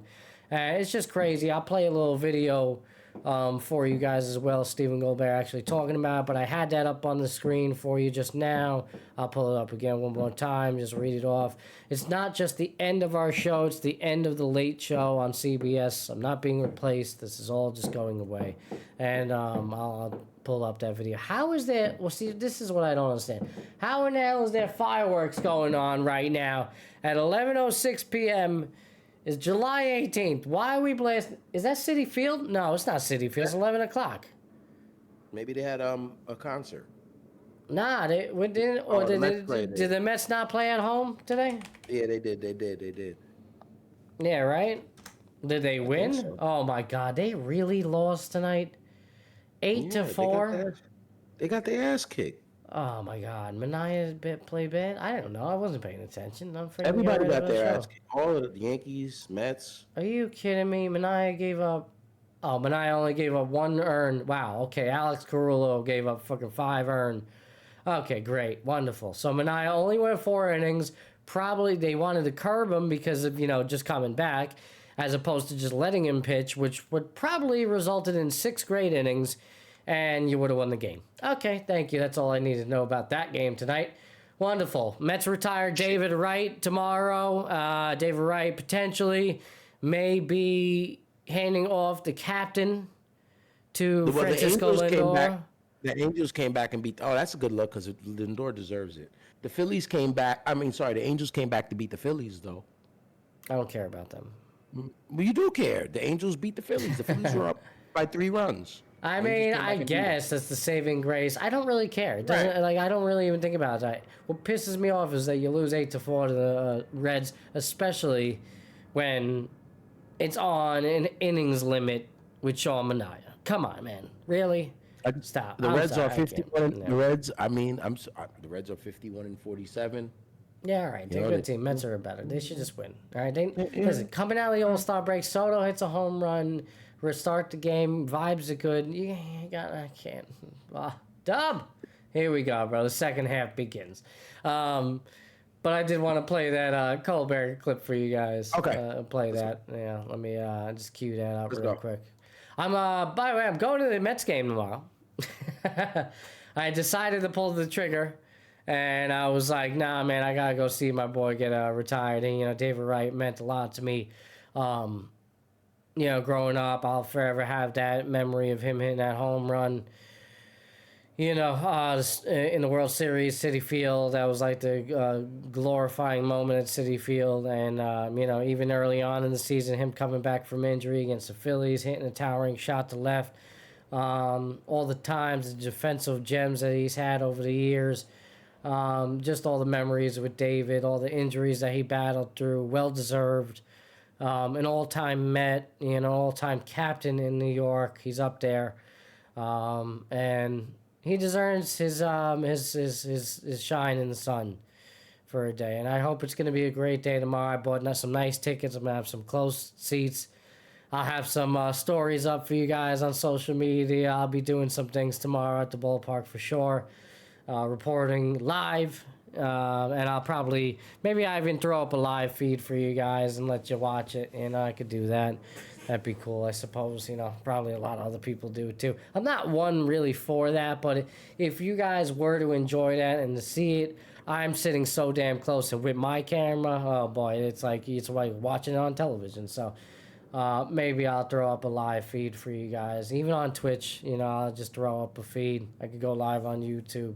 I don't think I can simulcast from the phone, but, that'd be cool for you guys. So I'm still trying to find this freaking... oh, man.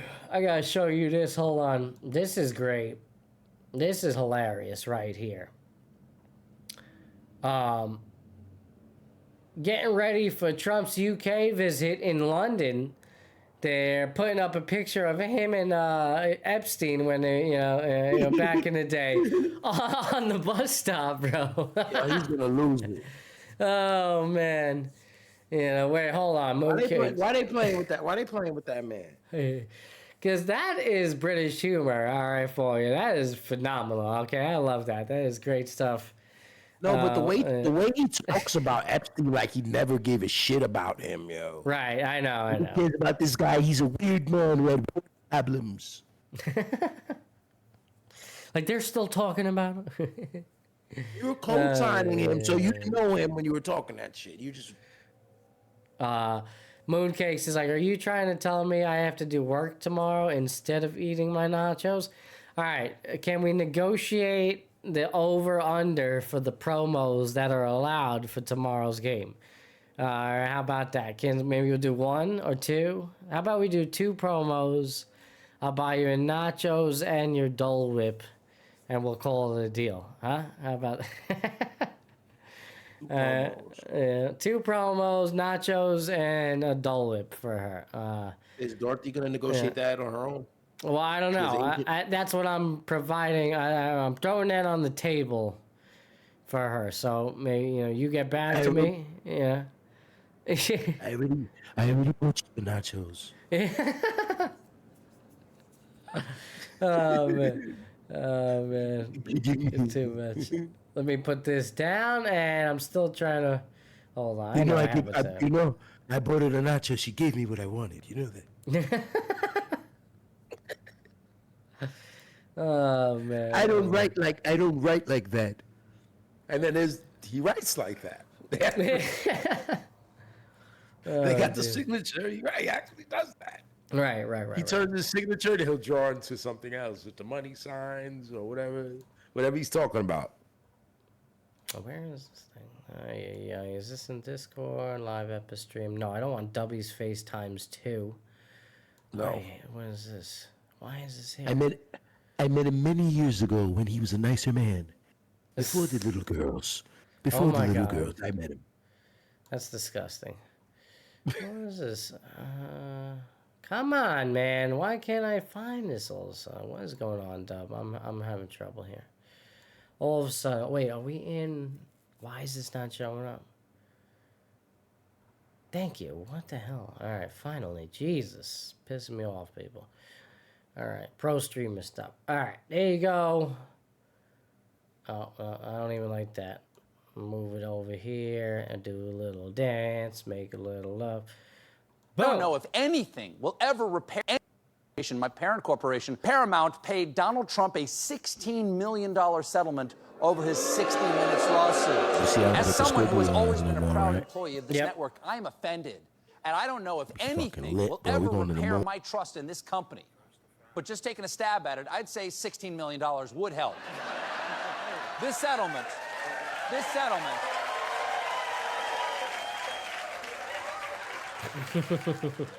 settlement is for a nuisance lawsuit Trump filed claiming that 60 Minutes deceptively edited their interview with then-candidate Kamala Harris last fall. Paramount knows they could have easily fought it because, in their own words, the lawsuit was completely without merit. And keep in mind, Paramount produced Transformers: Rise of the Beast. They know completely without merits. Now, unlike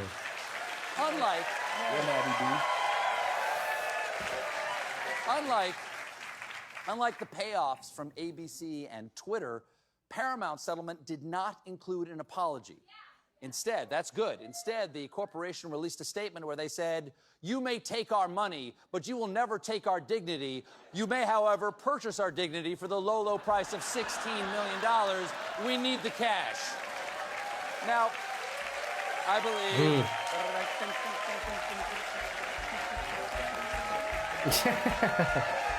can I say? It's a shame that this man's going to be gone soon. Mr. Steven loves to dance.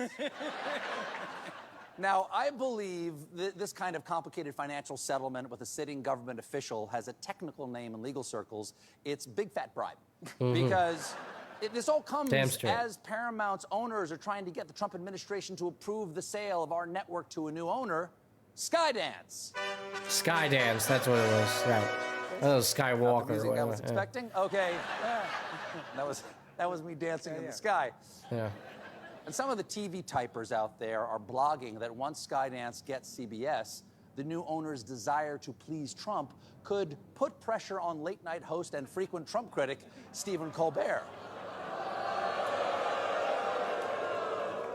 Okay. But how are they going to put pressure on Stephen Colbert if they can't find him? What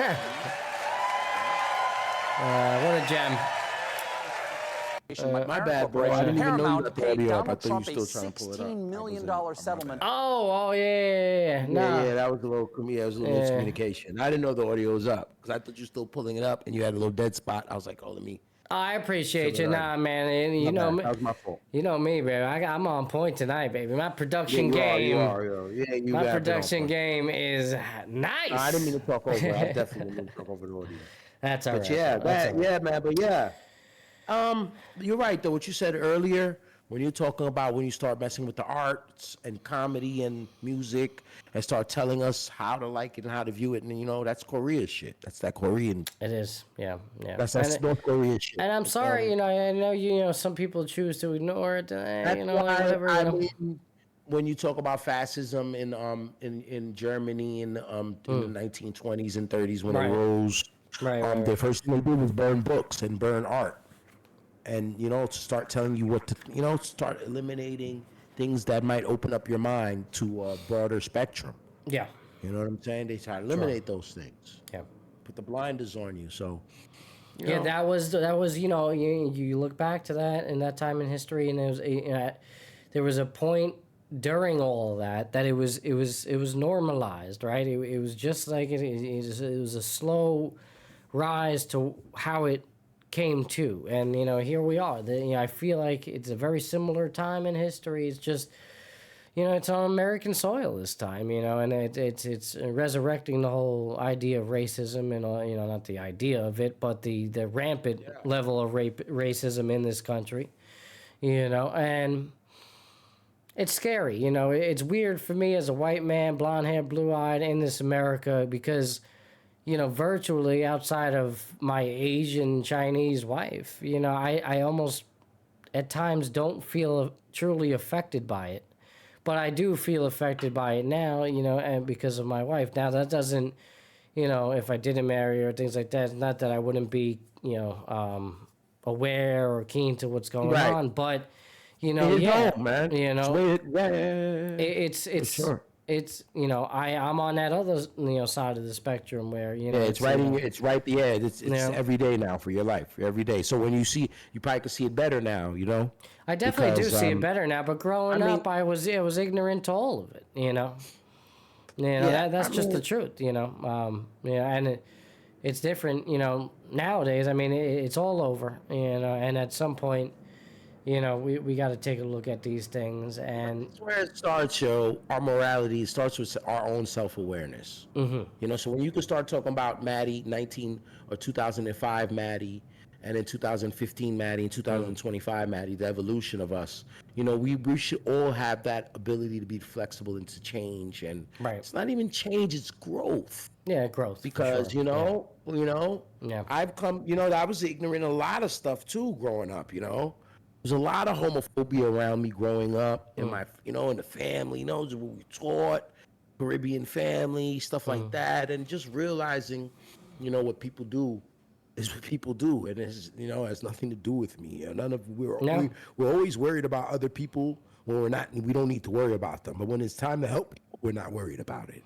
On top of all of that, everything that we talked about tonight, look at what, right now, there's literal genocide taking place, and the world is sitting by, and, Gaza is virtually non-existent. People are starving, literally eating sand just to feel something. Because our country and our administration, we're intertwined in all of this stuff. Sure, right. And we're in it. I mean, it or not, we're in it. Israel's leader, was right there in the White House, but literally nominating Trump for the Nobel Peace Prize, which is like it's literally out of a Black Mirror episode. Like, what? Really? Like, are we? What? Right. This is the guy literally potentially starts a war, right, or aids Israel in military involvement, and this guy is over here saying, "Oh, it's because of Trump." There's a peace treaty, which there isn't. There's still ongoing bombing and warring and conflict, as we speak. So nothing has really helped. We already bombed Iran, bro. And it's funny? We bombed Iran a month ago and we forgot about it. The public, we forgot. Yeah, I mean, quickly, like, oh, okay. Yeah. That's when what we I mean. did it, You know? when it happened, we talked about it here. And this guy's nominated on Nobel Peace Prize for bombing Iraq. That's literally the exact opposite of peace. We talked about it on here. We were like, "Yo, this is the beginning of something real." It hasn't changed, but we just forgot about it though. Well, because here comes the Epstein thing, right? Here comes the Epstein thing, this and that. Now Trump's health. They're trying to run the Colbert thing. I saw Bannon. I saw Steve Bannon come on there. You know, his convicted felon, Steve Bannon. He comes on there. He starts blasting the media for this stuff, for the Epstein stuff with Trump today. The media is perpetuating this thing. He started ripping Rupert Murdoch. So now, Rupert Murdoch's guys, one more time, the Fox chief rocker, like the boss of Fox. And we know Fox News is Trump's platform. And now he's sparring at him. He's going after, Rupert, you sold me out. And all that other stuff, you know? Man, we just have to get, you know what? Once you leave, you know what I'm realizing in this life? Once you leave what you deem as normal or your normalcy zone, you can't get back there, bro. Yeah. It's hard to get. It's never gonna be like, hey, once you're out of there, it's not gonna be. There's gonna be. You're going to the new norm. Right. So like, you know, like us after the pandemic, we all these new norms. All you're gonna do is reminisce, motherfuckers. That's all we're gonna end up doing. We don't do stuff to or say what we have to say. You know, or acknowledge the facts and acknowledge ourselves with our self-awareness, and so we can, be decent. Whatever. Like I said, what we're gonna do is remember the good times, or remember how it was better. Right. Yeah, no doubt.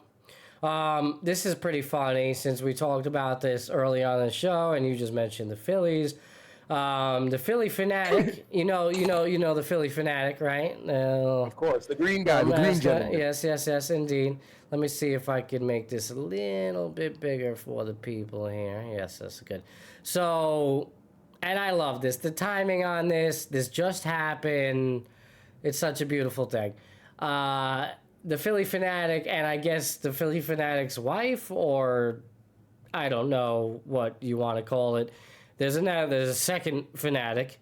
They cosplay the Coldplay kiss cam situation with the CEO and the HR lady at the ballpark tonight, and they're throwing up on the Jumbotron. So here that is for you guys.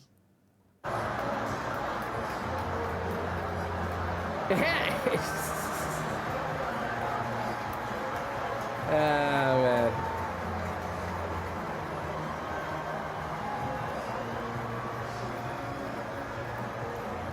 And that's the internet in a nutshell. Oh, more kiss cam. All right, that was a good one. He said, "This is my wife." That's hilarious, actually. Yeah. We should do that tomorrow, babe. We should actually bring a sign. And the Philly fanatic's wife's got a big wagon. Not like Miss. No, Miss Met, man. The Philly fanatic wife got the big grandma big wagon. Let me tell you. Mrs. Met got the. Miss Met got the yams over there, bro.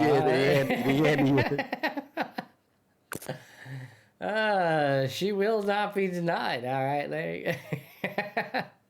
Uh-oh, Dub, I think you muted yourself. I said she's from Queens. She might be Latin. Oh, there you go, baby. Hey. We're from Hollis. Where's she at? Where's she come from? Story. I guess so. Yeah, you're right. You throw over. The hips and the dips. Oh man. Can't wait, man. I can't wait to be there tomorrow. Corona, definitely Corona Queens. Yeah, My bad. What am I thinking? Yeah, you're right. Yeah. Jackson Heights. Jackson Heights own. Yeah. Jackson Heights own. You're right. That's really the spot. Not Hollis. Hollis is a little ratchet. Man, what a night it's been. What a night, everybody. Again, if you're still with us, hanging, thank you for tuning in. We're just about 4 minutes away from 2 hours. It's been a show, indeed. I think we're going to be tapping out a little bit soon. I know we exhausted you with all we really worked around the world, though, bro. Yeah. When it's fun. I love it. It's a good break from the norm. Obviously we talk a lot of sports on here. Some shows we're just endlessly on it, but the Dirty 30, bro. Really, man. Aptly named. Really got a little nasty on this one. Yeah, no, it's good for sure. Let me see if I could try to find that before we touch a little bit about sports, because I do want to be, before we get out of here, at least for those who are watching it in post, I want you guys, hear a little bit of sports takes on us, because there's some news, not a lot going on, but again, there's definitely news, free agency stuff, basketball stuff, Dame going to Portland, going back home. Obviously, he's not going to be active this year, so I think it was just a smart career choice for him. Get his money and just, go back home, focus on the family, the kids, and just kind of end his career out there. It's kind of a... Right. It's a wholesome thing, but... Great look for Dame, wow. Yeah, I respect that move. At the same time, I don't know if necessarily, he was a big target, because I feel like if he was, and he could go to a contender and really provide some. He's sitting for a year. Yeah, I know, and I think that's the thing. I think the second year he's going to come back, in the second year of the contract, and the third year is the op year. Right, so it's hard for a team to bank on that. It's a hard investment to eat. And I guess it made sense for Portland, because if they're going to market the hell out that, they're going to make their money just on bringing him back alone. Of him out there, watch. I guarantee you that there's going to be there's going to be a freaking, nice little 30 for 30, or, just a documentary about his comeback, and, it'll just be this whole marketable thing for Portland and their fans, They traded away Simons. He was their best player. Ayton is gone. Yeah.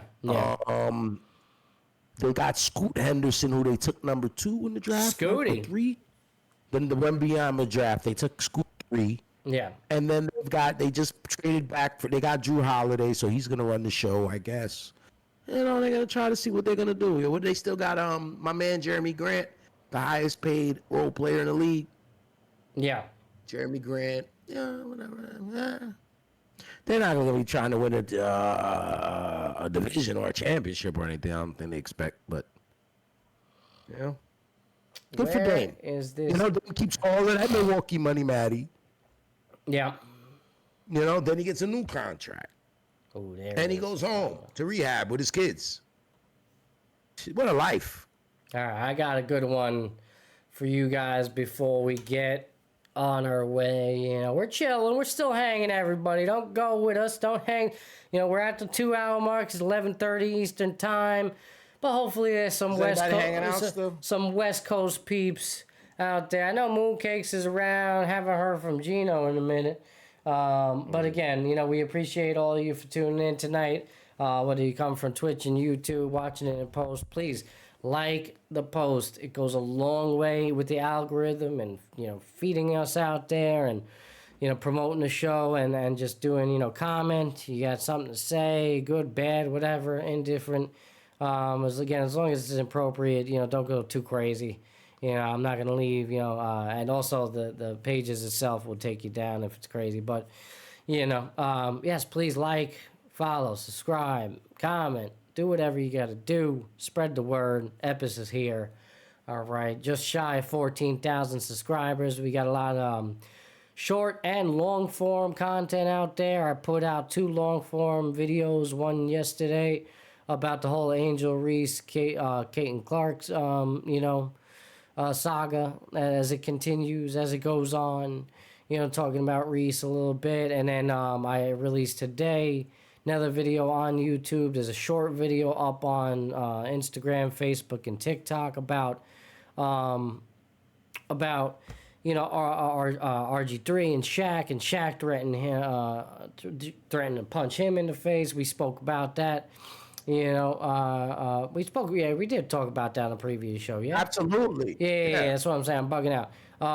That's where I'm getting it from. I'm bugging. Right, it was 9. Yeah. So RG3 and it's Angel Reese and him with the not passive, but like it was like a backhanded Yeah, you're right. Her. Exactly. It was a backhanded kind of like he's coming to her defense about the racist 2K alternate cover that was put out, but then in doing so, he finds a way to slight her and talk shit about her in that same type of post. I don't like it either. That's a scabby move. That's like, dude, when it's a backhanded like, you're looking out for the girl, but then you're talking shit. Like, what are you might as well just not said anything in the first place. Like, what are you doing, bro? I don't know if he's made any comments since. I haven't heard anything, so he's probably gone media silent a little bit.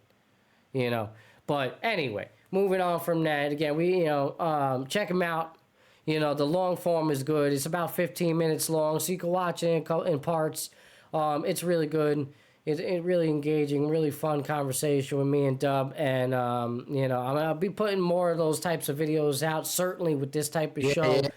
We are going to have all these long forms on. And if it's too long, I'm not going to put it up on Instagram, Facebook, like I did with the 5-minute one. 5 minutes, okay. If it's anything like more than that, I'll probably just leave that for YouTube, and then I'll feed you the short videos on the other socials so that you get a little snippet. And if you want, head on over Epis Radio, YouTube, and check out the long form stuff. So, and as of course, if you love that and you want to replay back the episode, all of that's going to be on there as well. So again, we appreciate all the support. This is a story that, it definitely catches my eye. I love a little horror, real life horror, a little sci-fi, a little thriller stuff. And this is just, on a paranormal level, Dub. And I dig that 110%. The Annabelle doll. Don't know if y'all have heard of it, but it's this little doll. Believe it was... based off a movie. I'm not too sure the origin of the Annabelle doll, but this doll itself, actually, they'll talk a little bit about the video, but this doll itself, wherever it goes, apparently bad things happen. Yeah, you good? Don't scare me. Yeah, wherever this doll goes, apparently bad things happen. There's a certain handler to this doll. I don't know how far the handlers go back. Let me do a real quick.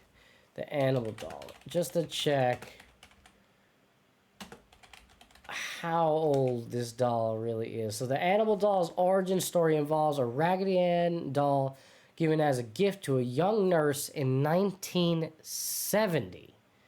The doll's new owners, a nurse named Donna and her roommate Angie, began experiencing strange occurrences, including the doll moving on its own and leaving messages on parchment paper. A medium told them the doll was inhabited by the spirit of a young girl named Annabelle, and later paranormal investigators Ed and Lorraine Warren deemed it demonically possessed. All right, the Warrens then took the old doll and placed it in their occult museum, okay, which...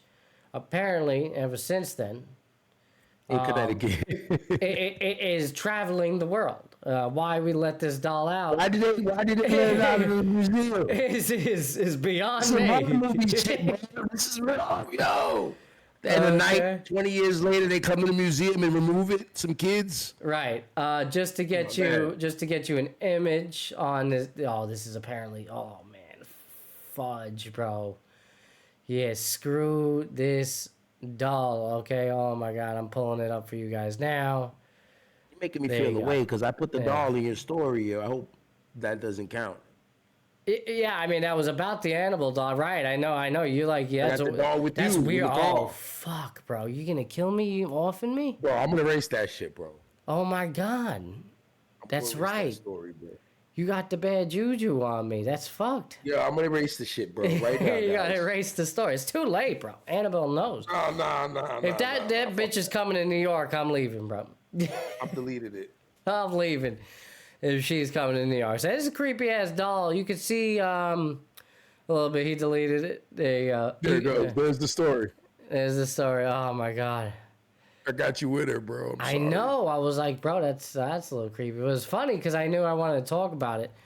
But yeah, like, oh man, hold on. Let me move this over a little bit so you can see this picture right here. This is that shit. You see this? That's the original. Let me see this shit, man.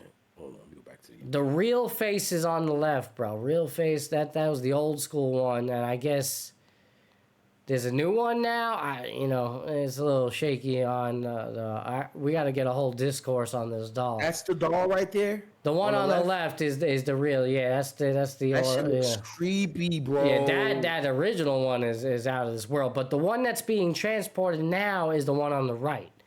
All right, and apparently these things are happening. See, there's another. This one. The one on the left is the origin. That as far as I understand, that's the beginner doll, or is that is that from a movie? Let me check, man. Because that kind of looks like from a movie, but I don't know. Nah, man, this isn't a glass case. This looks like museum, bro. That is a museum right there. Look at that thing, bro. Why would someone give that to someone? That's the stuff of nightmares right there, right? That's what that is. Let me find this for you guys real quick. Sorry. Doing a little couple things here. Gotta find my place again. Bro, I agree with you. Why does it even exist? Why is it here? All right, I just don't get it, man. It's scary. All right, it's scary to say the least. So what happened to the last guy who had it then? Right, so I'm gonna pull up that video for you right now. I don't even want to spoil it for you guys because it's too freaky. You gotta hear it for the first time. All right, so here we go. I got this queued up. Let me just pause that real quick.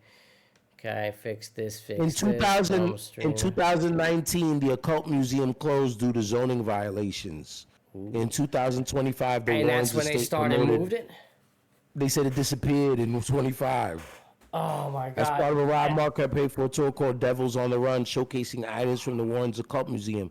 The doll was never missing, said Tony Spear, the director of New England Society for Psychic Research. We had taken the doll on a brief tour to several locations so the paranormal enthusiasts could witness the real Annabelle. And then in July 25, Devils on the Run tour organizer and host Dan Rivera died in Gettysburg, Pennsylvania, and it's unknown. Rivera had been the lead promoter of the tour and produced videos on the doll on TikTok. That's what you were just talking about. Jesus, my God. And Mooncakes is still hanging with us. And saying that I think the one on the left is a movie. I think the one on the left was that really super creepy. Yeah, that's the Annabelle movie. But yes, but she's right though. The Annabelle was never supposed to be moved or touched. The Warrens would have never allowed it. And you just laid it down right there on the line, a little bit of the history of the Annabelle doll. And now, being toured around, the handler.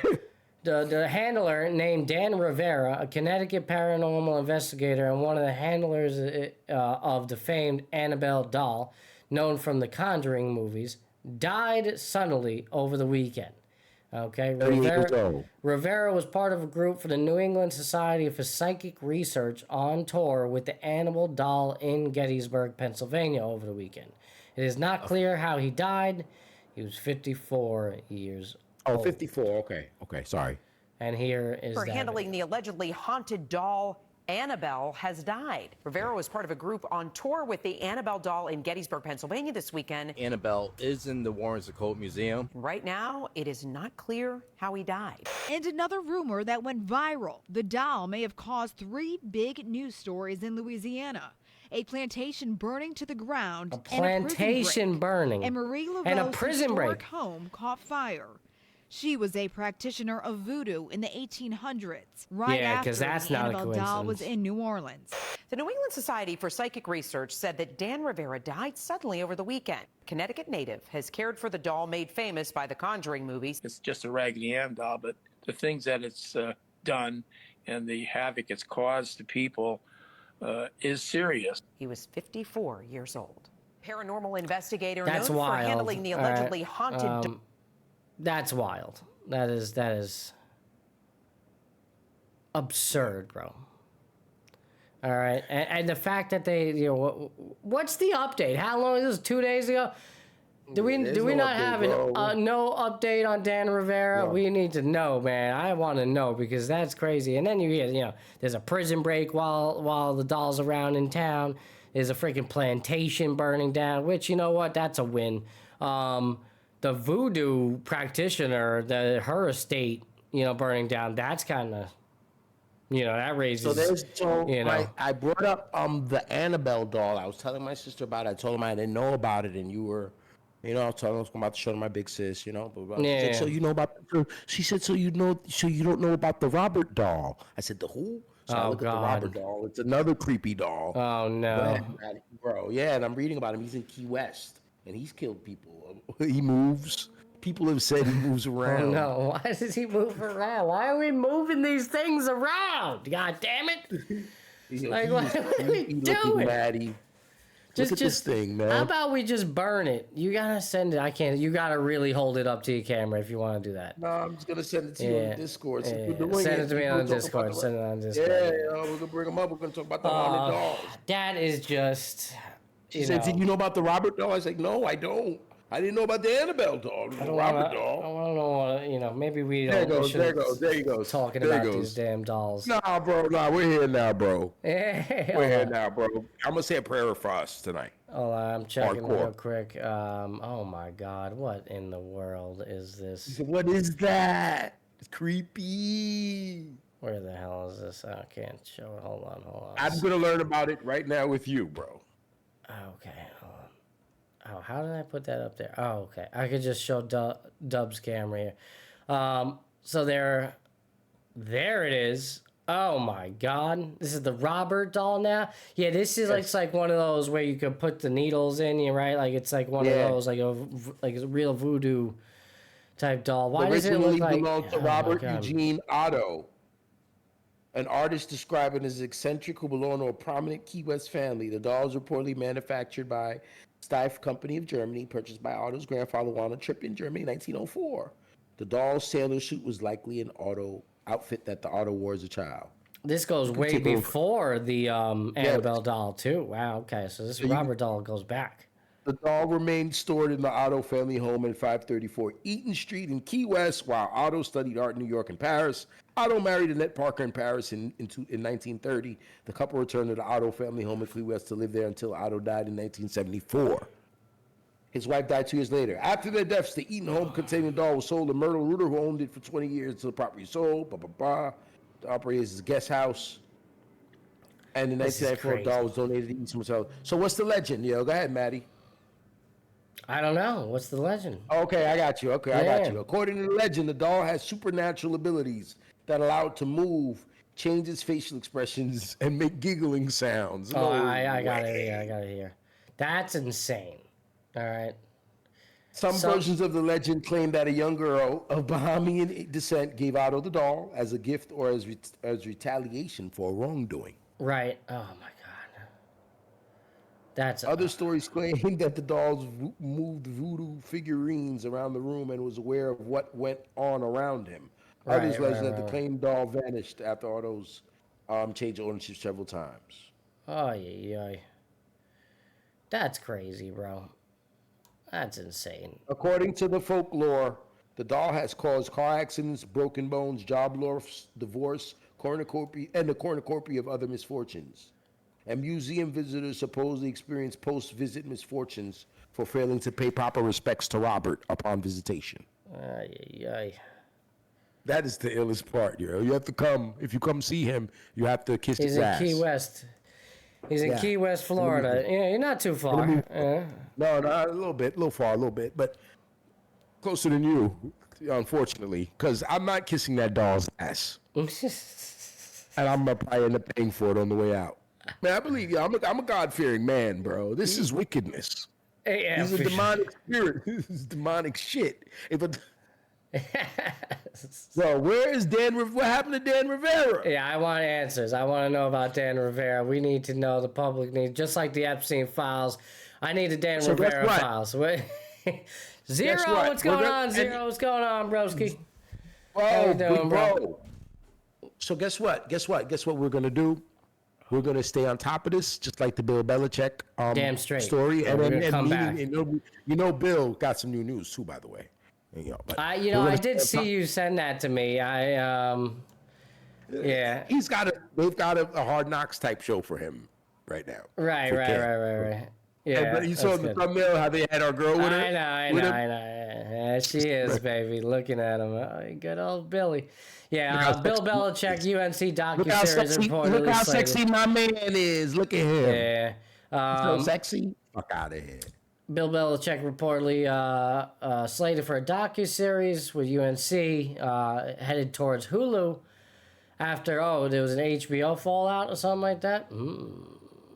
Yeah, HBO deal falls through. Hulu was able to sign the dotted line on that, so pretty good there.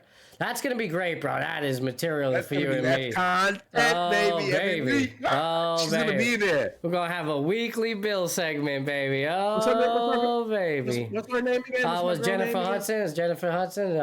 Jordan Hudson. Jennifer Hudson. Yeah. That's America's. Jordan. Yeah, America's sweetheart right there. Not Jordan. Jordan Hudson. Oh man. Jesus Christ. Zero. What's going on, bro? Late night working? Yeah, he might be coming off work, right? Friday night. Hopefully it was nice and busy for you guys. See, like good weather here. I don't know how it was by you, bro. So hopefully the bar was bumping and, you had a lot of people come through, make a little cash money.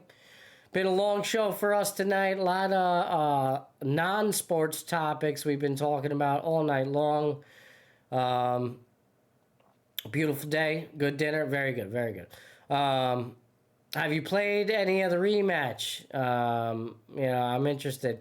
It's a little tough, bro. I messed around with it like once or twice so far. I definitely need some practice, but I know I'll be able to get that eventually. A lot of topics. Oh, sure. I'm actually, Zero, I'm interested to hear your take on the whole Colbert situation. That was a big topic of discussion today on the show. We played some clips of that. Colbert getting fired over this whole CBS Paramount thing. Him making the comments about Paramount's legal settlement with Trump and the lawsuit over edited video of a Kamala interview. And Paramount settlement was $16 million, and all the while going on in the background, you got a merger taking place with Paramount and what was it, Skydance? Dubby, do you remember? It was Skydance, right? Yeah. A new company that wants to take ownership, and Trump has some ties to this. I didn't really mention this before. Trump does have some ties to it because the guy that he appointed for the FCC, they need FCC approval in order to get the merger. That's what the application is about right now. Trump had appointed the FCC like chief or whatever, the guy in charge. So that's his, that's one of his guys. So therefore, that's where the Trump ties come in. I know there's some misleading headlines out there that the merger is Trump's decision. I guess, theoretically you want to say it is or not, but, when you have a guy working under him, ultimately it's his decision. I'm sure Trump, I don't know, you don't even know anymore if Trump just lets his cronies do what they do or he's got to give them the okay. I have no idea at this point. Wild stuff in that sense. He expects them to do the right thing, bro. That's what he expects. Oh, Sean didn't hear the whole scoop. Colbert's going to be just fine. Well, Colbert, I don't think he's too worried about it in the grand scheme. Obviously, he's being censored because they're getting rid of him. They're getting rid of the Late Show in general. CBS announced that not only are they dropping Colbert, but they're ending the Late Show in its entirety. Long run. How long, Dub? How long Late Show? Do you know off the top of your head? Over 10 years. No, that's with Colbert. How long has the Late Show been around? Late Show's been around, Johnny Carson, you're talking about. Yeah, that's what I'm saying. Long time. So that program is truly coming to an end. Johnny to Jay Leno. Yeah. Jay Leno to Colbert. Right? No, you're forgetting somebody too? I don't think so. Jay, what's his name? Who's between Jay and Colbert? My bad, there is somebody between Jay and what Colbert. you talking about? The guy before Colbert. What's his name, yo? Why can't I? It's four of them, yo. Yeah, it's four of them. Yeah. It's somebody before. Yeah, well, they certainly don't want to say that he was fired for sure, but they basically came out and said that it was due to financial reasons, which we all know is bullshit. Especially when you're paying off a $16 million settlement, and then there's a merger going on in the background. Clearly it's not financially. I guess there's new ownership coming into place, so maybe it is somewhat financial, and maybe new ownership as well. Stephen Colbert is on CBS, so it was Letterman, right? Right, that's what I was saying. Letterman, Yeah. my bad. I'm thinking NBC. Yeah, it was Letterman, right? Yeah, that's what I was thinking. Yeah. Letterman, yo. Yeah, can't forget about Letterman. Can't forget about Letterman. Yeah.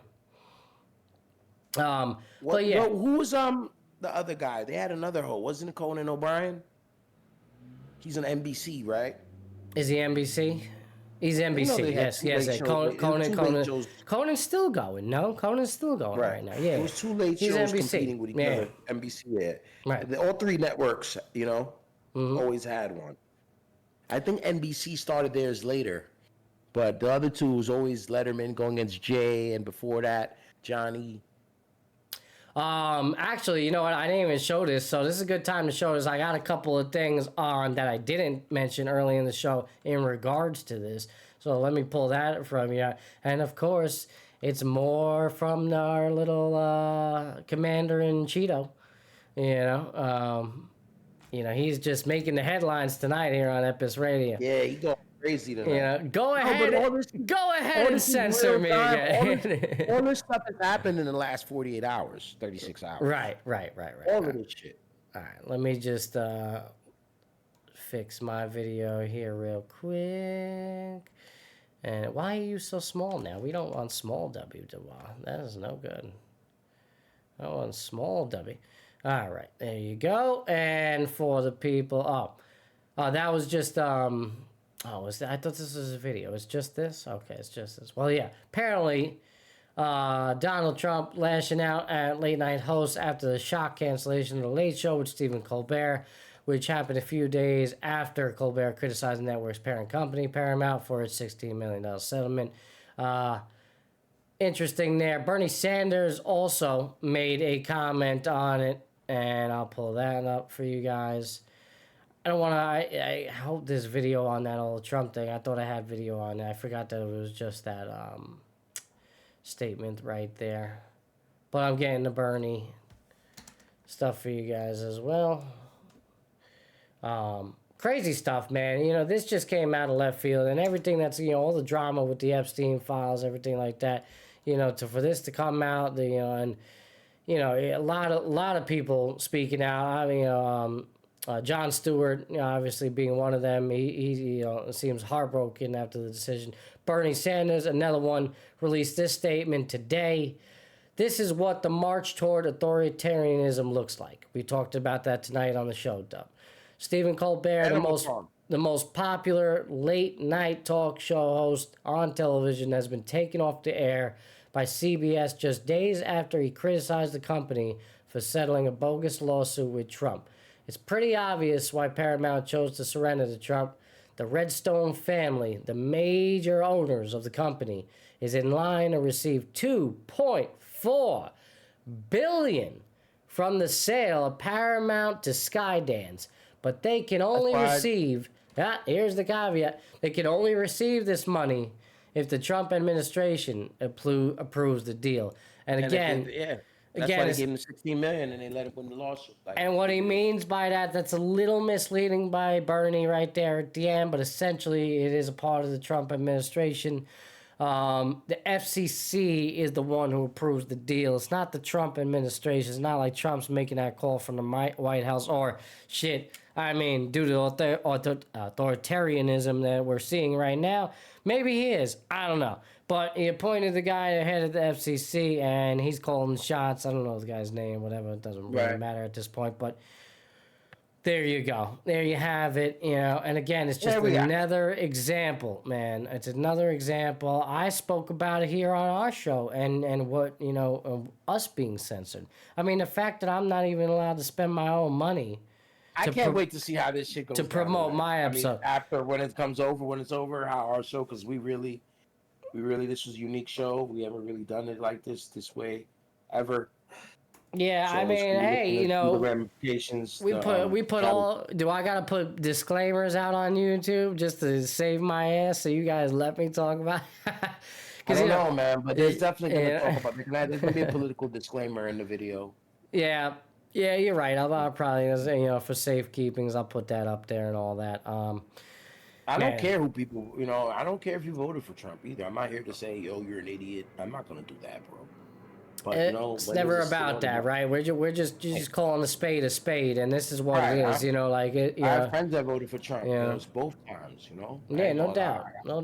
They're still my friends. But again, it speaks to our point that we were talking about earlier. It's like, at what point do we really, do you start, batting an eye? Because, but does it have to be to a point where it is affecting you directly? Another thing that's very important, we say this all the time. We talk about in person is some of the values that you and I share. That's why I consider you a friend, not only a coworker or partner, but you're a friend of mine, and even family. So, it's being able to say, when you're wrong about things and admitting it. Because we're going to say, hey, I told you about that one, and we're going to go grab that too. Yeah. Hey, listen, you were right about that. Right. It's okay. Yeah. It's okay. And it's okay to learn it's okay to learn when you get older. Yeah. That part too. It's okay to learn. We want to learn. We stop learning. That means we're on the way out. We're about to check out. If you can't learn anything anymore, you might as well go die. Like, it's old people learning. 95-year-olds can learn something. They learn how to use their phone. They learn how to play, learn an app. There's always something in there. Zero said, they messed up. Colbert going to be bought out by another broadcaster company. He's like, I bet Jon Stewart or Oliver going to have Colbert on after this. They're definitely going to use him on the platform. And then he's going to be uncensored. He's going to be all raw. Right, but you know what? But John's in the same boat, though, because, that his show is still under Paramount. So he might be on the next chopping block, bro. Like, that's on the table right now. This is what we're seeing. At the end of the day, this is about the people saying, no, I don't want to watch that, or I'm not going to spend my money here anymore. But if we don't care, which we've shown that propensity to do. But it's more than that, though. It's more than that, though, because you look at what he's doing. Look at what he's doing, right here and influencing our politics here in New York City. Him going after Zoran, it's the same thing, bro. Once again, it's the same thing. We, like they said in Captain Planet, you have the power, bro. Like you say on Captain Planet. You have the power, bro. We have the power. We think we don't. But they proved it. The MAGA guys proved it on January 6th, though. They proved they had power. Yes, unfortunately.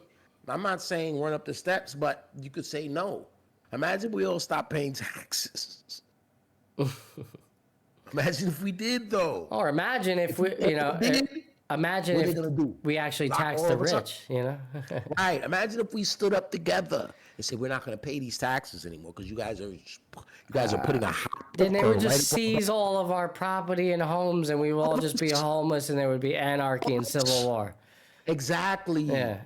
Now, if we can't get Wi-Fi, we're going to riot. I mean, it kind of looks like they already kind of want that, so I don't know, Bro. Yeah. A lot of people are going to be lost if the revolution happens. But a lot of people are already being lost by what's happening. Exactly. I mean, you look at all these natural disasters. You look at the flood in Texas, bro. Right after this administration, defunds FEMA, and we're already seeing the effects of that. We've been told that millions of lives will die because of this defunding of FEMA, and we're already seeing the result of that with this Texas flood. People did not receive the same type of services they would have gotten if FEMA was fully funded and functional, and this is just, it's more to the story. It's more what's going on. I'm sorry, Republican, Democrat, Independent. Yeah, bro, you got it. The money they sent to Texas, where's it going to go now? The money that's not allocated to FEMA now. Where's it going to go? It goes in their pocket, and that's exactly what's going on. And they're gonna now, because with the defunding of FEMA, the idea behind it, and Trump has said it, is that it's now on the responsibility of the state for their own emergency aid and things like that. Federal money, y'all gonna do something. With that being said, and I, I agree with you, because that's another topic of conversation. We should just get rid of. We should get rid of federal taxes. Why the hell are we paying federal? If it's all just going to become state regulated, right? Well, why are we paying both state and federal taxes? If our, where the hell are these federal taxes going? now that you're cutting all these federal programs. You know what I'm saying? Like, this is what I mean is bullshit, because, people say, eggs are, back down to a decent price, but then you got this bullshit going on, and then you got Medicaid, being threatened, and then you got this and that. It's like, come on, man. Just again, and you're right. It always comes down. It always comes down to your point, Dub. It's just, it's a fabulous point. It's when you only give a shit when it affects you directly. I have so many friends that are like that. Nobody wants you say that to them. That is a hurtful thing, but when it's true, like if you say that to one of your friends, you only give a shit if it affects you, bro? They're gonna get up in arms. Yeah, for sure. They're gonna get defensive. Defensive. Yeah, motherfucker, you hear, right? No one's gonna say that. Right. They're gonna be like, no, I don't. But we don't. But it's society. That's how we are. But that poor man that's living in Port Washington making bagels for 20 years, got kids and a wife, and his whereabouts are nowhere, just gone one day. Everybody likes him, but not enough. Yeah, they don't like him enough. Do you care now? Like, come on, man. And this guy had no criminal record, by the way, just for shits and giggles, in case you were wondering, and trying to become a legal citizen the right way. I hate that whole narrative too. You could have just applied for a green card, things like that. You guys are idiots. If you understand how long of a process it actually takes to acquire something, and the rigorous meetings, it's like, come on, man. It's just not as easy as applying for a fucking card. Educate yourselves a little bit. Seriously, there's more to it. There's more to what's going on. I'm all for, moral policy and things like that, and just, for the greater good, if it makes sense. But a lot of the shit was going on, man.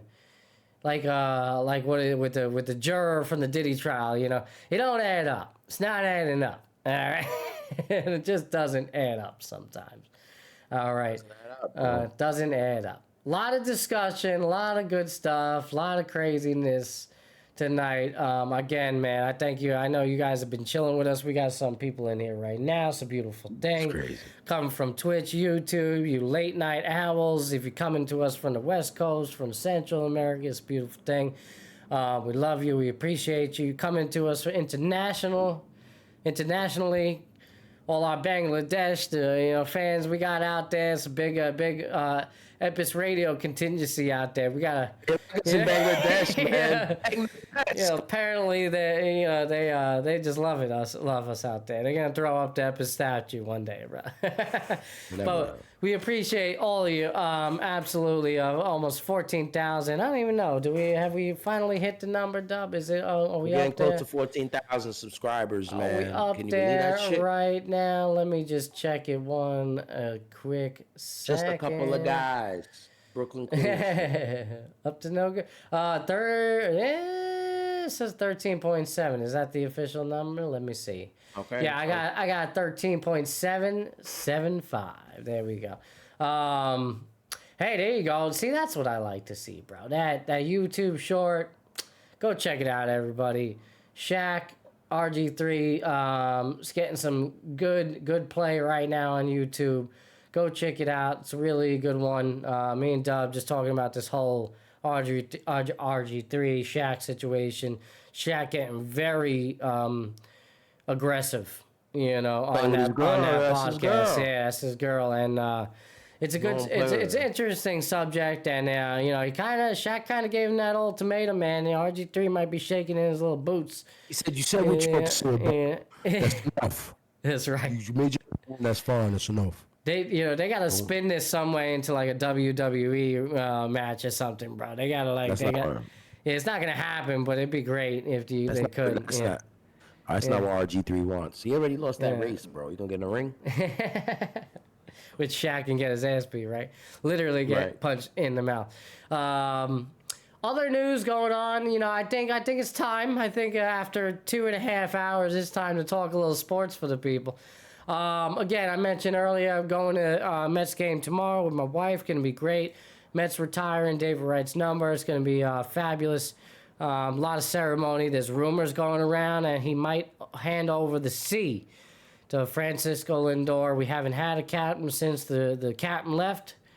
And before him, the most notable one in the city was Derek Jeter. So, the torch is passed along.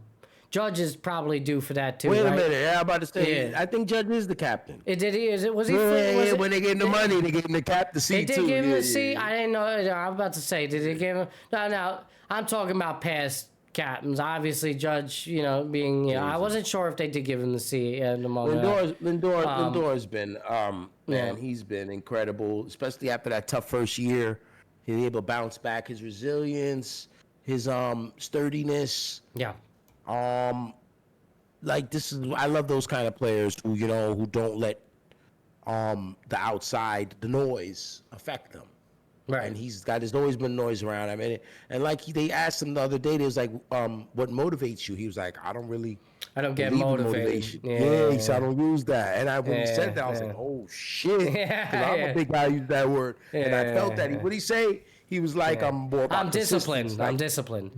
Discipline. I have heard that. said I hear that from a lot of influencers online. I do. Yeah, and I get it. I like to get motivated, but you're right. Motivation at the end of the day. It's like a little drug. It's like an energy drink. It's a dopamine hit. It's a dopamine hit. You're right. It's a fix. And that's all it is. What you really need is discipline. And that's the mantra of the show, is keep showing up. It's just staying disciplined on days when you don't want to do it, on days when you don't want to show up. And that's what he was talking about, and that's what a captain would say, right? And that's what a captain does. It's not only he's not only talk the talk, but always has walked the walk, much like a Judge, much like a David Wright, a Derek Jeter, and the captains before us, like this, truly deserving. He's proven it. He's just an absolute stud. Nice all-star bid for him. A nice showing from the Mets in the all-star game, by the way. I did mention a little bit on previous show, Pete doing his thing. Just a beautiful thing. So, I would really, and that's why I kind of had to buy the ticket. I was on the fence. I'm like, man, I don't want to go.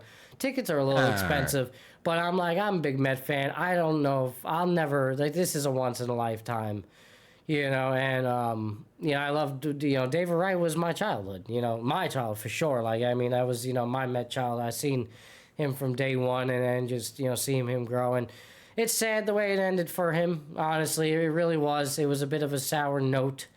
Obviously, 2015, I had high hopes of winning that World Series. It really would have been a beautiful send off for him. But he was Captain America. He was doing it up in the Olympics. He was the captain, for the American team. In that sense too. Baseball classic. Right, and he did it up then. I don't know if he still has the standing record of most RBIs, but he's up there on that list.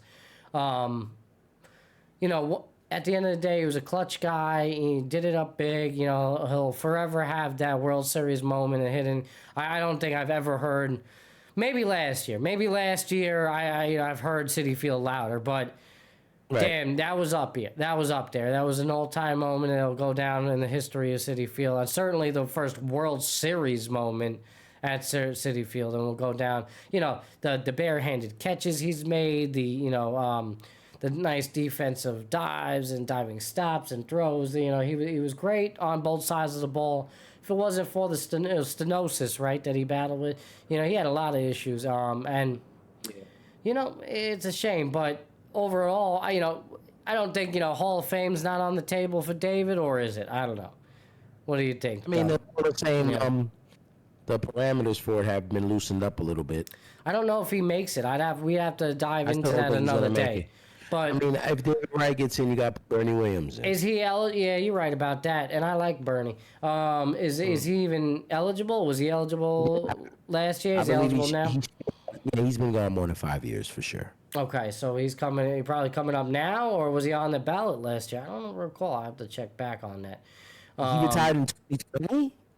I think he retired before. We got our phone. Yeah, it might have been pandemic. Yeah, I'm not even trying to look it up right now. It's, because I feel like that will be a topic of discussion for another day when we get to that. And we'll really get into the Hall of Fame debate whether or not he's worthy. 2018 was his last game. 2018. So he's dead. So he was on the ballot then. Yeah. He was on the ballot, just probably getting no traction. Yeah. He might be a late ballot getter. Might be, down the line, but yeah, it's going to be interesting.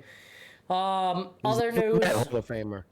Oh man, I gotta show you this one before we get out of here tonight, and let me do this before I forget. It's a good little segue point.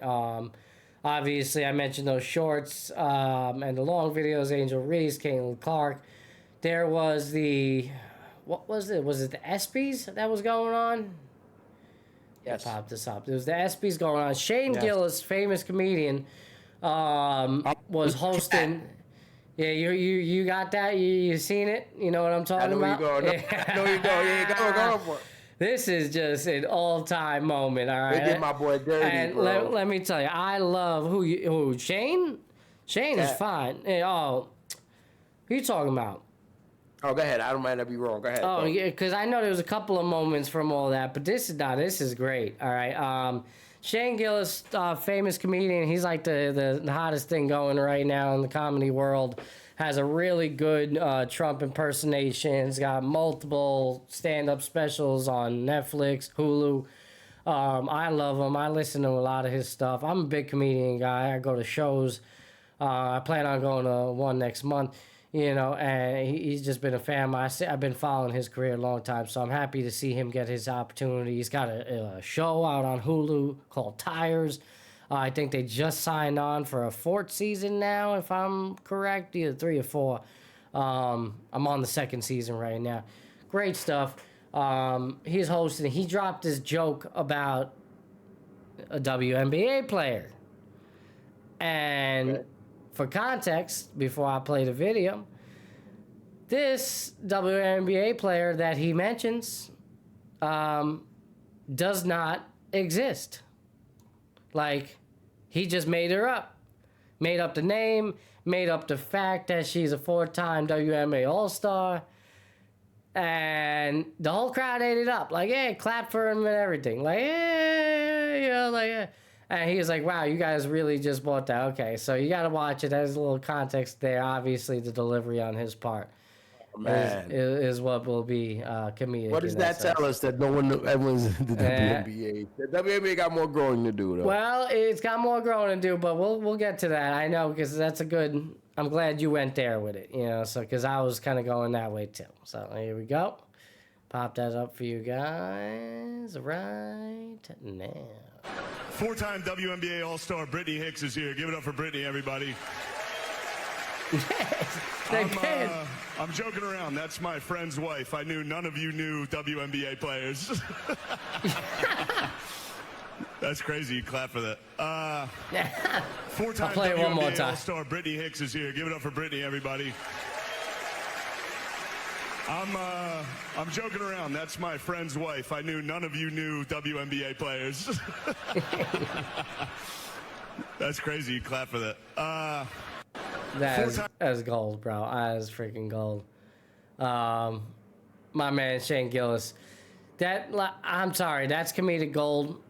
You know, because he knew. That was good. That was well done. He knows. That's my friend. You know, it didn't hit like like a really big. It was the art of the joke, because he knew exactly that people were gonna clap for it.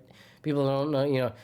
He could have dropped any freaking name, they would have clapped regardless, and it kind of shows the ignorance of the league and you know, people not really, you know. Listen, like you said, Dub, it's got some growing to do still. The popularity is growing. You know, obviously, you know, it is the trajectory for the WNBA. It's in a great place. For women's sports in general, is it really in a great place? Caitlin Clark, Angel Reese are, you know, spearheading that. You know, is really, you know, behind them. Yeah, you got Buckers now, you know, yeah, for sure. G's like Aja Wilson getting her face around. You got Breonna Stewart, Sabrina Askew. Breonna Stewart, the New York squad. You got your girl in LA who come off the knee injury. She's a big star. I forget. Yeah, I know what you're talking about. Yeah, that's my girl. You know, listen, it's growing. It's forever growing. You got women's baseball coming, but like, oh, I'm interested. Oh man, I can't wait for women's baseball, man. Me and Dorothy already said. I love the game, my man. Me and Dorothy said we're going, bro. I'm going to game 1. I gotta see that history. I'm be there for that. Yeah, Dorothy's a ride or die, bro. Hell yeah. For sure. That's gonna be good. We spoke about it earlier. I just wanted to give a number on that Dame Lillard. So Lillard now will be making $141 million over the next 2 years between the Bucks and the Blazers deals. So good for him, man. Good for him, man. I believe that's $70 million a year, bro. And I believe, I'm not positive, but I believe the third year in the new contract is a player option. So even if he's washed up, he just accepts that option. He's 33, 34 now. I think Dame Dollar's the same age. He might be the same age as you. He might be a 92 guy, maybe 91. Yeah. So, he's about 34. So he'll be 37 and then he's coming off the surgery. So he'll be 35 coming back. Right. He's just, he's really, he's made he's done well for himself. He's done real well for himself. Guy out of Boise State? Was it Boise State? One of the most big Sky teams, Mountain 12, not out of high school, not touted, 10th pick in the draft, out of, prolific college player. And he came to the NBA and became one of the top 75 players ever. You probably won't win a championship. Everyone grades you on that. But, I was talking to Gino the other day about great players who didn't win a championship because we don't talk about them. Because, we always we start having these lists. If you don't have a championship, you can't be in the top 10. And it's all-time list. And, he's there with the Barkleys and the Malones and those guys. Yeah. Iversons. Carmelo Anthony's and those guys, great players who didn't win. We are approaching the end of the show, everybody. Thank you for joining us tonight. My name is Matty Benedetti. Your founder, the originator of the Epis Radio. We got my co-host W. Dubois here, my man, pots and pans. Can't do it without him. Here with us tonight, chilling. Episode 30. Means a lot to me to say that. Means a lot to me to say that from where we started, bro, to get, not only with 30 with the sports show, but now well on our way with Mental Mondays, nearing episode, I think next one's up episode 15 or 16, if I'm correct. It's just been phenomenal. We've gone from, 5 subscribers to almost 14K in just a couple of months, half a year. It's amazing, and it speaks to our dedication. He started right after right after Trump's inauguration. About as long as he's been in office, how long we've been doing this? Yeah, no doubt. And just like we spoke about before, yes, motivation is a part of it, and it helps you get ready for some shows, but it's not everything. The discipline is where it's at, and it's taken a lot of discipline to stick with this, to take it this far. We didn't think that you guys would ever like the content as much as you have. Just, I'll always be mindful of that and understand that, we're at 14,000, but that's 14,000 people, man. That could pack a small little freaking stadium. Like that, the fact that even, that maybe potentially that much people are willing to listen to us is insane. And I gotta thank you guys every day for that, through the good and the bad. And, it takes a lot sometimes to get behind the screen and do what we do, but we love doing it, and that's why we do it. We're not doing it for money. People tend to ask me a lot of times. I get this question a lot. How much do you make off? Do you make money? And it's like, no, no. Like, and it always intrigues me that that's people's justification for the movement. Like, it's almost as if, like, all right, like, or like, your legitimacy is questioned because you're not generating income, or it's like, well, why are you really doing it, Dan? Or it's like that's what people think. These are the stories that they give themselves. It's like, man, if I had looked at it like that, if I answer those approached questions easily, right? But we're not the same kind of people as people think. Franz, man, thank you for showing up, man. Appreciate you coming from YouTube, Franz. Thank you, man. I always wonder with that, and I don't press people on it. I just kind of I just explain to them what it what it requires to make money and the journey. But even then, when I start to break down the numbers, it's seems like they don't quite understand it. They don't quite get it. And it's like, what's the motive? Why are you doing it? It's like, And this is why we're doing it, because France is here right now, because Zero's here, Mooncakes is here, Gino. But I bet, Taz, people like France ain't gonna ask you that because they know. Right. They really fucking know. That's what I'm saying. Everybody's not for everybody. Anyone who probably could sit there and ask you that, they probably would never watch your show. Yeah. Or listen to it. Well, right, exactly. And you're absolutely right. It could be not for them, and that's fine. That's cool. We come to understand it's not that. for them. It's not for everybody, and those that want us or will find us, will find us for a reason. But it just... God willing, you blow up one day, maybe you are making a couple bucks, and they're going to ask you, the first thing they ask you, how much are you making? Yeah, exactly. You're still like, right. fuck off, It's bro. never, almost as if, and that's a great point, bro. It's almost as if it's just never good enough in their eyes, and that's for one, we don't do it for those types of people. We don't really, as much as we want the viewership, we want the likes, the follows, the subscribes, all of that. We're not gonna it's appease not everyone. We can't. It never has been the driving force. You and me have always said it. We don't even care if it goes to astronomical views, and I think that's why a part of our content does well, because it's so genuine in that space where. Back when we was first starting it, we had 5 viewers, man. You know what I'm saying? You remember, Dub. There was times where we were pushing out content, we didn't even look at it. Don't even be mindful of it. It's and I think there's something to be said for that. You get 2 people watch it in a week. I think there's something to be said for that too, because I think we were 3 people. We were keeping ourselves ignorant to what we can do to improve ourselves and to grow. And once we started to pay attention, it was I think there was a major shift. We had started to understand, okay, what works, this works, that works, and while keeping it in the confines of what we're trying to do here at Epis and the message and the goal and just the overall output of our content, man. And, it's just, again, at the end of the day, we don't get to 14,000 without you guys, and no. We appreciate you. So, keep showing up for damn sure. And that's what I was gonna say. With you're talking about motivation and discipline, the difference, and one could lead to the other. But at the end of the day, if you show up, that's the discipline, bro. Just keep showing up. No doubt about it. That's it. No doubt about it. I got one more for you guys before we get out of here. One more. Just one more topic. All right, Matty, if you say so. Unless, Dub, you got another one after. No. Nah, I'm toast. I think everybody's toast. Buttered margarine. Pass the rock. It's all butter, baby. France, right. What's up, France? France is in the house. How's everything, France? Hey. All right, so this one's an interesting one. It was kind of a bit of breaking news as far as I understand. ESPN had reported it shortly before our show was taking place.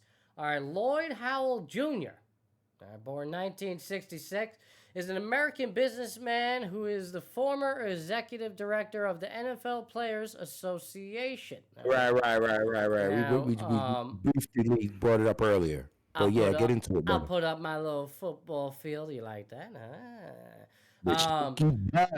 Shaky butt. He previously worked for Booz Allen Hamilton and retired from his position in December 22. And while leading the NFLPA, Howell also worked as a part-time consultant for the Carlyle Group, the revelation of which led to accusations of a conflict of interest. All right, and now we're hearing today. Actually, no. As of 2 days ago, July 17th, so ESPN was reporting today, but it's not breaking news. 2 days ago, maybe it's just breaking news that we're hearing about, but he officially had resigned 2 days ago, July 17th, and let me pull that up for you guys. Right. What happened? The reason. Yeah, I know. I wanted to pull it up for them first. So, drum roll. All right. Howell resigned after an investigator received notice that he had charged the union for 2 visits. 2 visits, mind you, to strip clubs, including a $738.82 car service from the airport to Tootsie's Cabaret. How the hell did he spend $740 Is that including the 2 strip club? No. No, they said just Just the car service? He spent To leave here? $740? What? He swiped that shit right into the shorty butt cheeks, right in the stripper butt cheeks, right that card, the NFL card. He swiped the NFL credit card right through the stripper butt cheeks, bro. Let's go. Oh my God. I like this comment over here. A guy didn't bother checking into his hotel, went straight from the plane to the club. Damn straight, baby. That's right. Thug life. Oh, I can't. Bro, that ain't $800, bro. My man needed some booty. All right. Oh, man. Yeah. Yeah, I know. What are you doing, bro? Like, you had to go and use the company funds. Like, was it a tax write-off? You trying to coerce, like, a client or somebody? I know he got his own money, bro, to do that. I mean, listen, maybe, he's doing it for company purposes. He might be fucking high or drunk, and he doesn't fucking care anymore. Hey, talking to one of his clients, hey, let's go down to the club. Instead of, a normal round of golf like most people do, this guy's like, nah, fuck that. Let's go to the strip club, get some strippers, man. Apparently pay this really expensive car service. This better be like a limo with champagne and all that. It better be. Because, $740 for a car service. I don't even care if it's like to and from. That's a lot of money. That sounds like limo money. Easy, right? He drank the champagne. Yeah, drink the champagne. Yeah, maybe got a stripper or 2 to come with, whatever. Yeah, this guy. Well, it's over for him. Chilling. Over for him. He resigned. He's done. That's the fool of the day. Remember we told him that's the fucking jackass. Yeah, we should do that. We should start that segment. I like that. The fool of the day. There you go. The fool of the day, bro. There it is. Fool of the night. Yep. We got to start coming up with some of those little, I like that's that. It. The fool of the day. That's it. There you go. That might be. That's how we're going to close it, man. That's how we're going to close it out. Maybe we'll throw, maybe I'll throw a poll out on the socials. And, yeah, bro, Franz, you missed the Colbert rant. You got to play it back, bro. You know what? Franz, in due time, I'll probably get around to it this weekend. I'll have a nice little 10 to 15 minute video out there on YouTube for you Franz, to really we went break crazy it down. today. We went in tonight, bro. Yeah, man. Yeah, we didn't barely even talk any baseballs and basketballs. Yeah, this is probably the most non-sports show that we've done. Yeah, we've ever done for sure. In the history of Epis. 30-30, yeah, real special show. On a special 30. Friday Epis, baby. 3 hours, dub. That's sick. We did 3 hours another time, right? It was, I think, episode 27. A couple ago, yeah. Yeah, it was like 27 or something like that. We were jazzed up on that one. Man, what a beautiful night. That's going to conclude all the topics that we got. I mean, we could keep on going, but I'm tapped out, man. I'm tapped out. It's 12:30. I gotta go, I gotta be up early, too. I'm got some errands to run. Yeah, I'm going to go for my long run tomorrow. We got the Mets game. Can't wait. I'm gonna try to mail that thing out to you. If I don't do it, I'll do it on Saturday. You know what? Let's make a commitment and mail that shit together because I gotta mail some things too. And yeah, let's do that. I gotta mail your stuff. Yeah. And I want my wink, wink. I want my stuff, or I want my cable. Yeah. That's what I said. I'm gonna mail your television to you. Oh man! I brought it up. You son of a gun! I brought it up.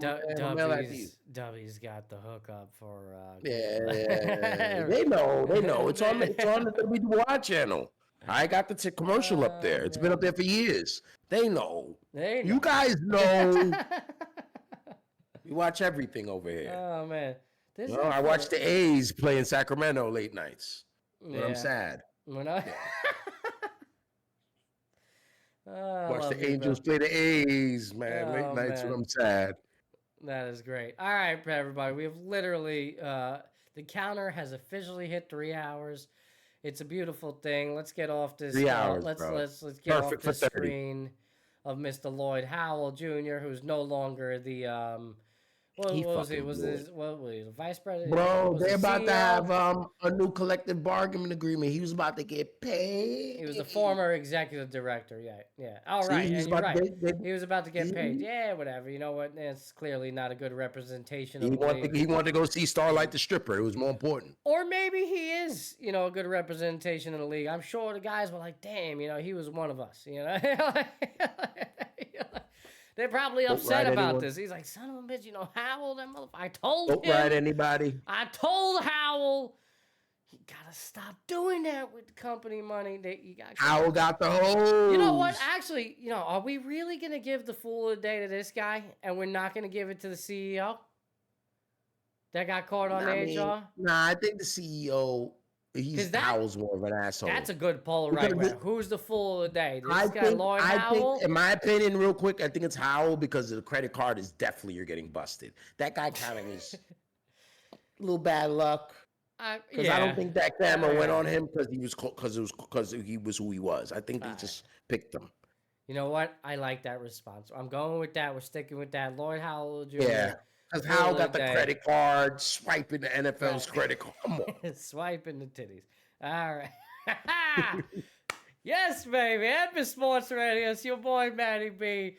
W. Dubois, man. I can't. It's been a beautiful day. Listen, have a good weekend.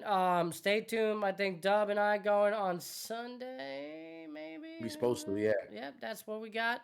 I don't know if it's going to be a Sunday morning Epis. It might have to be really early if we're doing that. I got to figure out my running schedule because I got a long run plan and I want to... I'll tell you one thing. It ain't going to be in the middle of the day. It's going to be night or on early or night. Yeah, so we're probably going to have to do it early because I got running, long run, and then zoo with the kids. No one is spending a Sunday afternoon with us. I'm going to be shot after that, so it might have to be a Sunday morning Epis. Then I go for my long run. So all right. Yeah, I'll go run with you. Well, sounds good. We'll keep you guys posted on that. All right, look out for episode 31. Of course, Mental Mondays with Epis. I believe episode 16, whatever it is. Join us 10 p.m. Eastern. I will be there. Not sure if Dubby's working it now. We'll figure that out for him. Monday night? Yeah, I'm not. I doubt it. He's out. Yeah, okay. I'll come in, man. I'll pull up. Sounds good. Real quick, I'll pull in and see what you guys talking about. I'll jump in. Definitely tune in for that. Right now I'm talking to 2 different guests for that show, so I'm really trying to get somebody in and talk on that. It would be great. So either way, you got me. I'll be there as always. Keep the discipline. Keep on showing up. A notable mention in the comments today, of course, Gino for calling in. We appreciate you. Ray Gunn. If you're listening to this late, I don't know if you're still with us, but keep on training, my guy. Keep on doing your thing. Text me. Keep me updated. If you need any help with the marathon training, all the more power to you, man. You just keep on doing your thing. Keep on, working on that training range. Let me tell you, this guy was so, dedicated this time around, bro. He made his own Excel sheet on our training plan. And I was like, wow, that is just phenomenal. I'm like, stick to that shit, bro. Like, do that. That's great. That's serious business. I was like, if you're that dedicated, good. I hope you stick to it. It's a beautiful thing. Keep showing up. So good luck to you, bro. Keep me updated. Mid-August, I think, or maybe it's late. I think it was August 20th. 23rd it was. So late August there for him. So we'll definitely, see him and talk to him in the future about it. But yeah, keep me posted, bro. And of course, Franz, man, I know you weren't around all night. We appreciate you for tuning in. When you did, definitely go back, check the episode out. I'll have some long form content out for everybody. And that's it, man. That's all I got for you guys tonight. Dub, any closing comments, bro? That's all I got, guys, man. Let's just keep going, man. Keep pushing, keep showing up. That's right. Damn straight, everybody. All right, until next time, folks. It's your boy, Matty B, Epis Radio, W. Dubois. Keep showing up.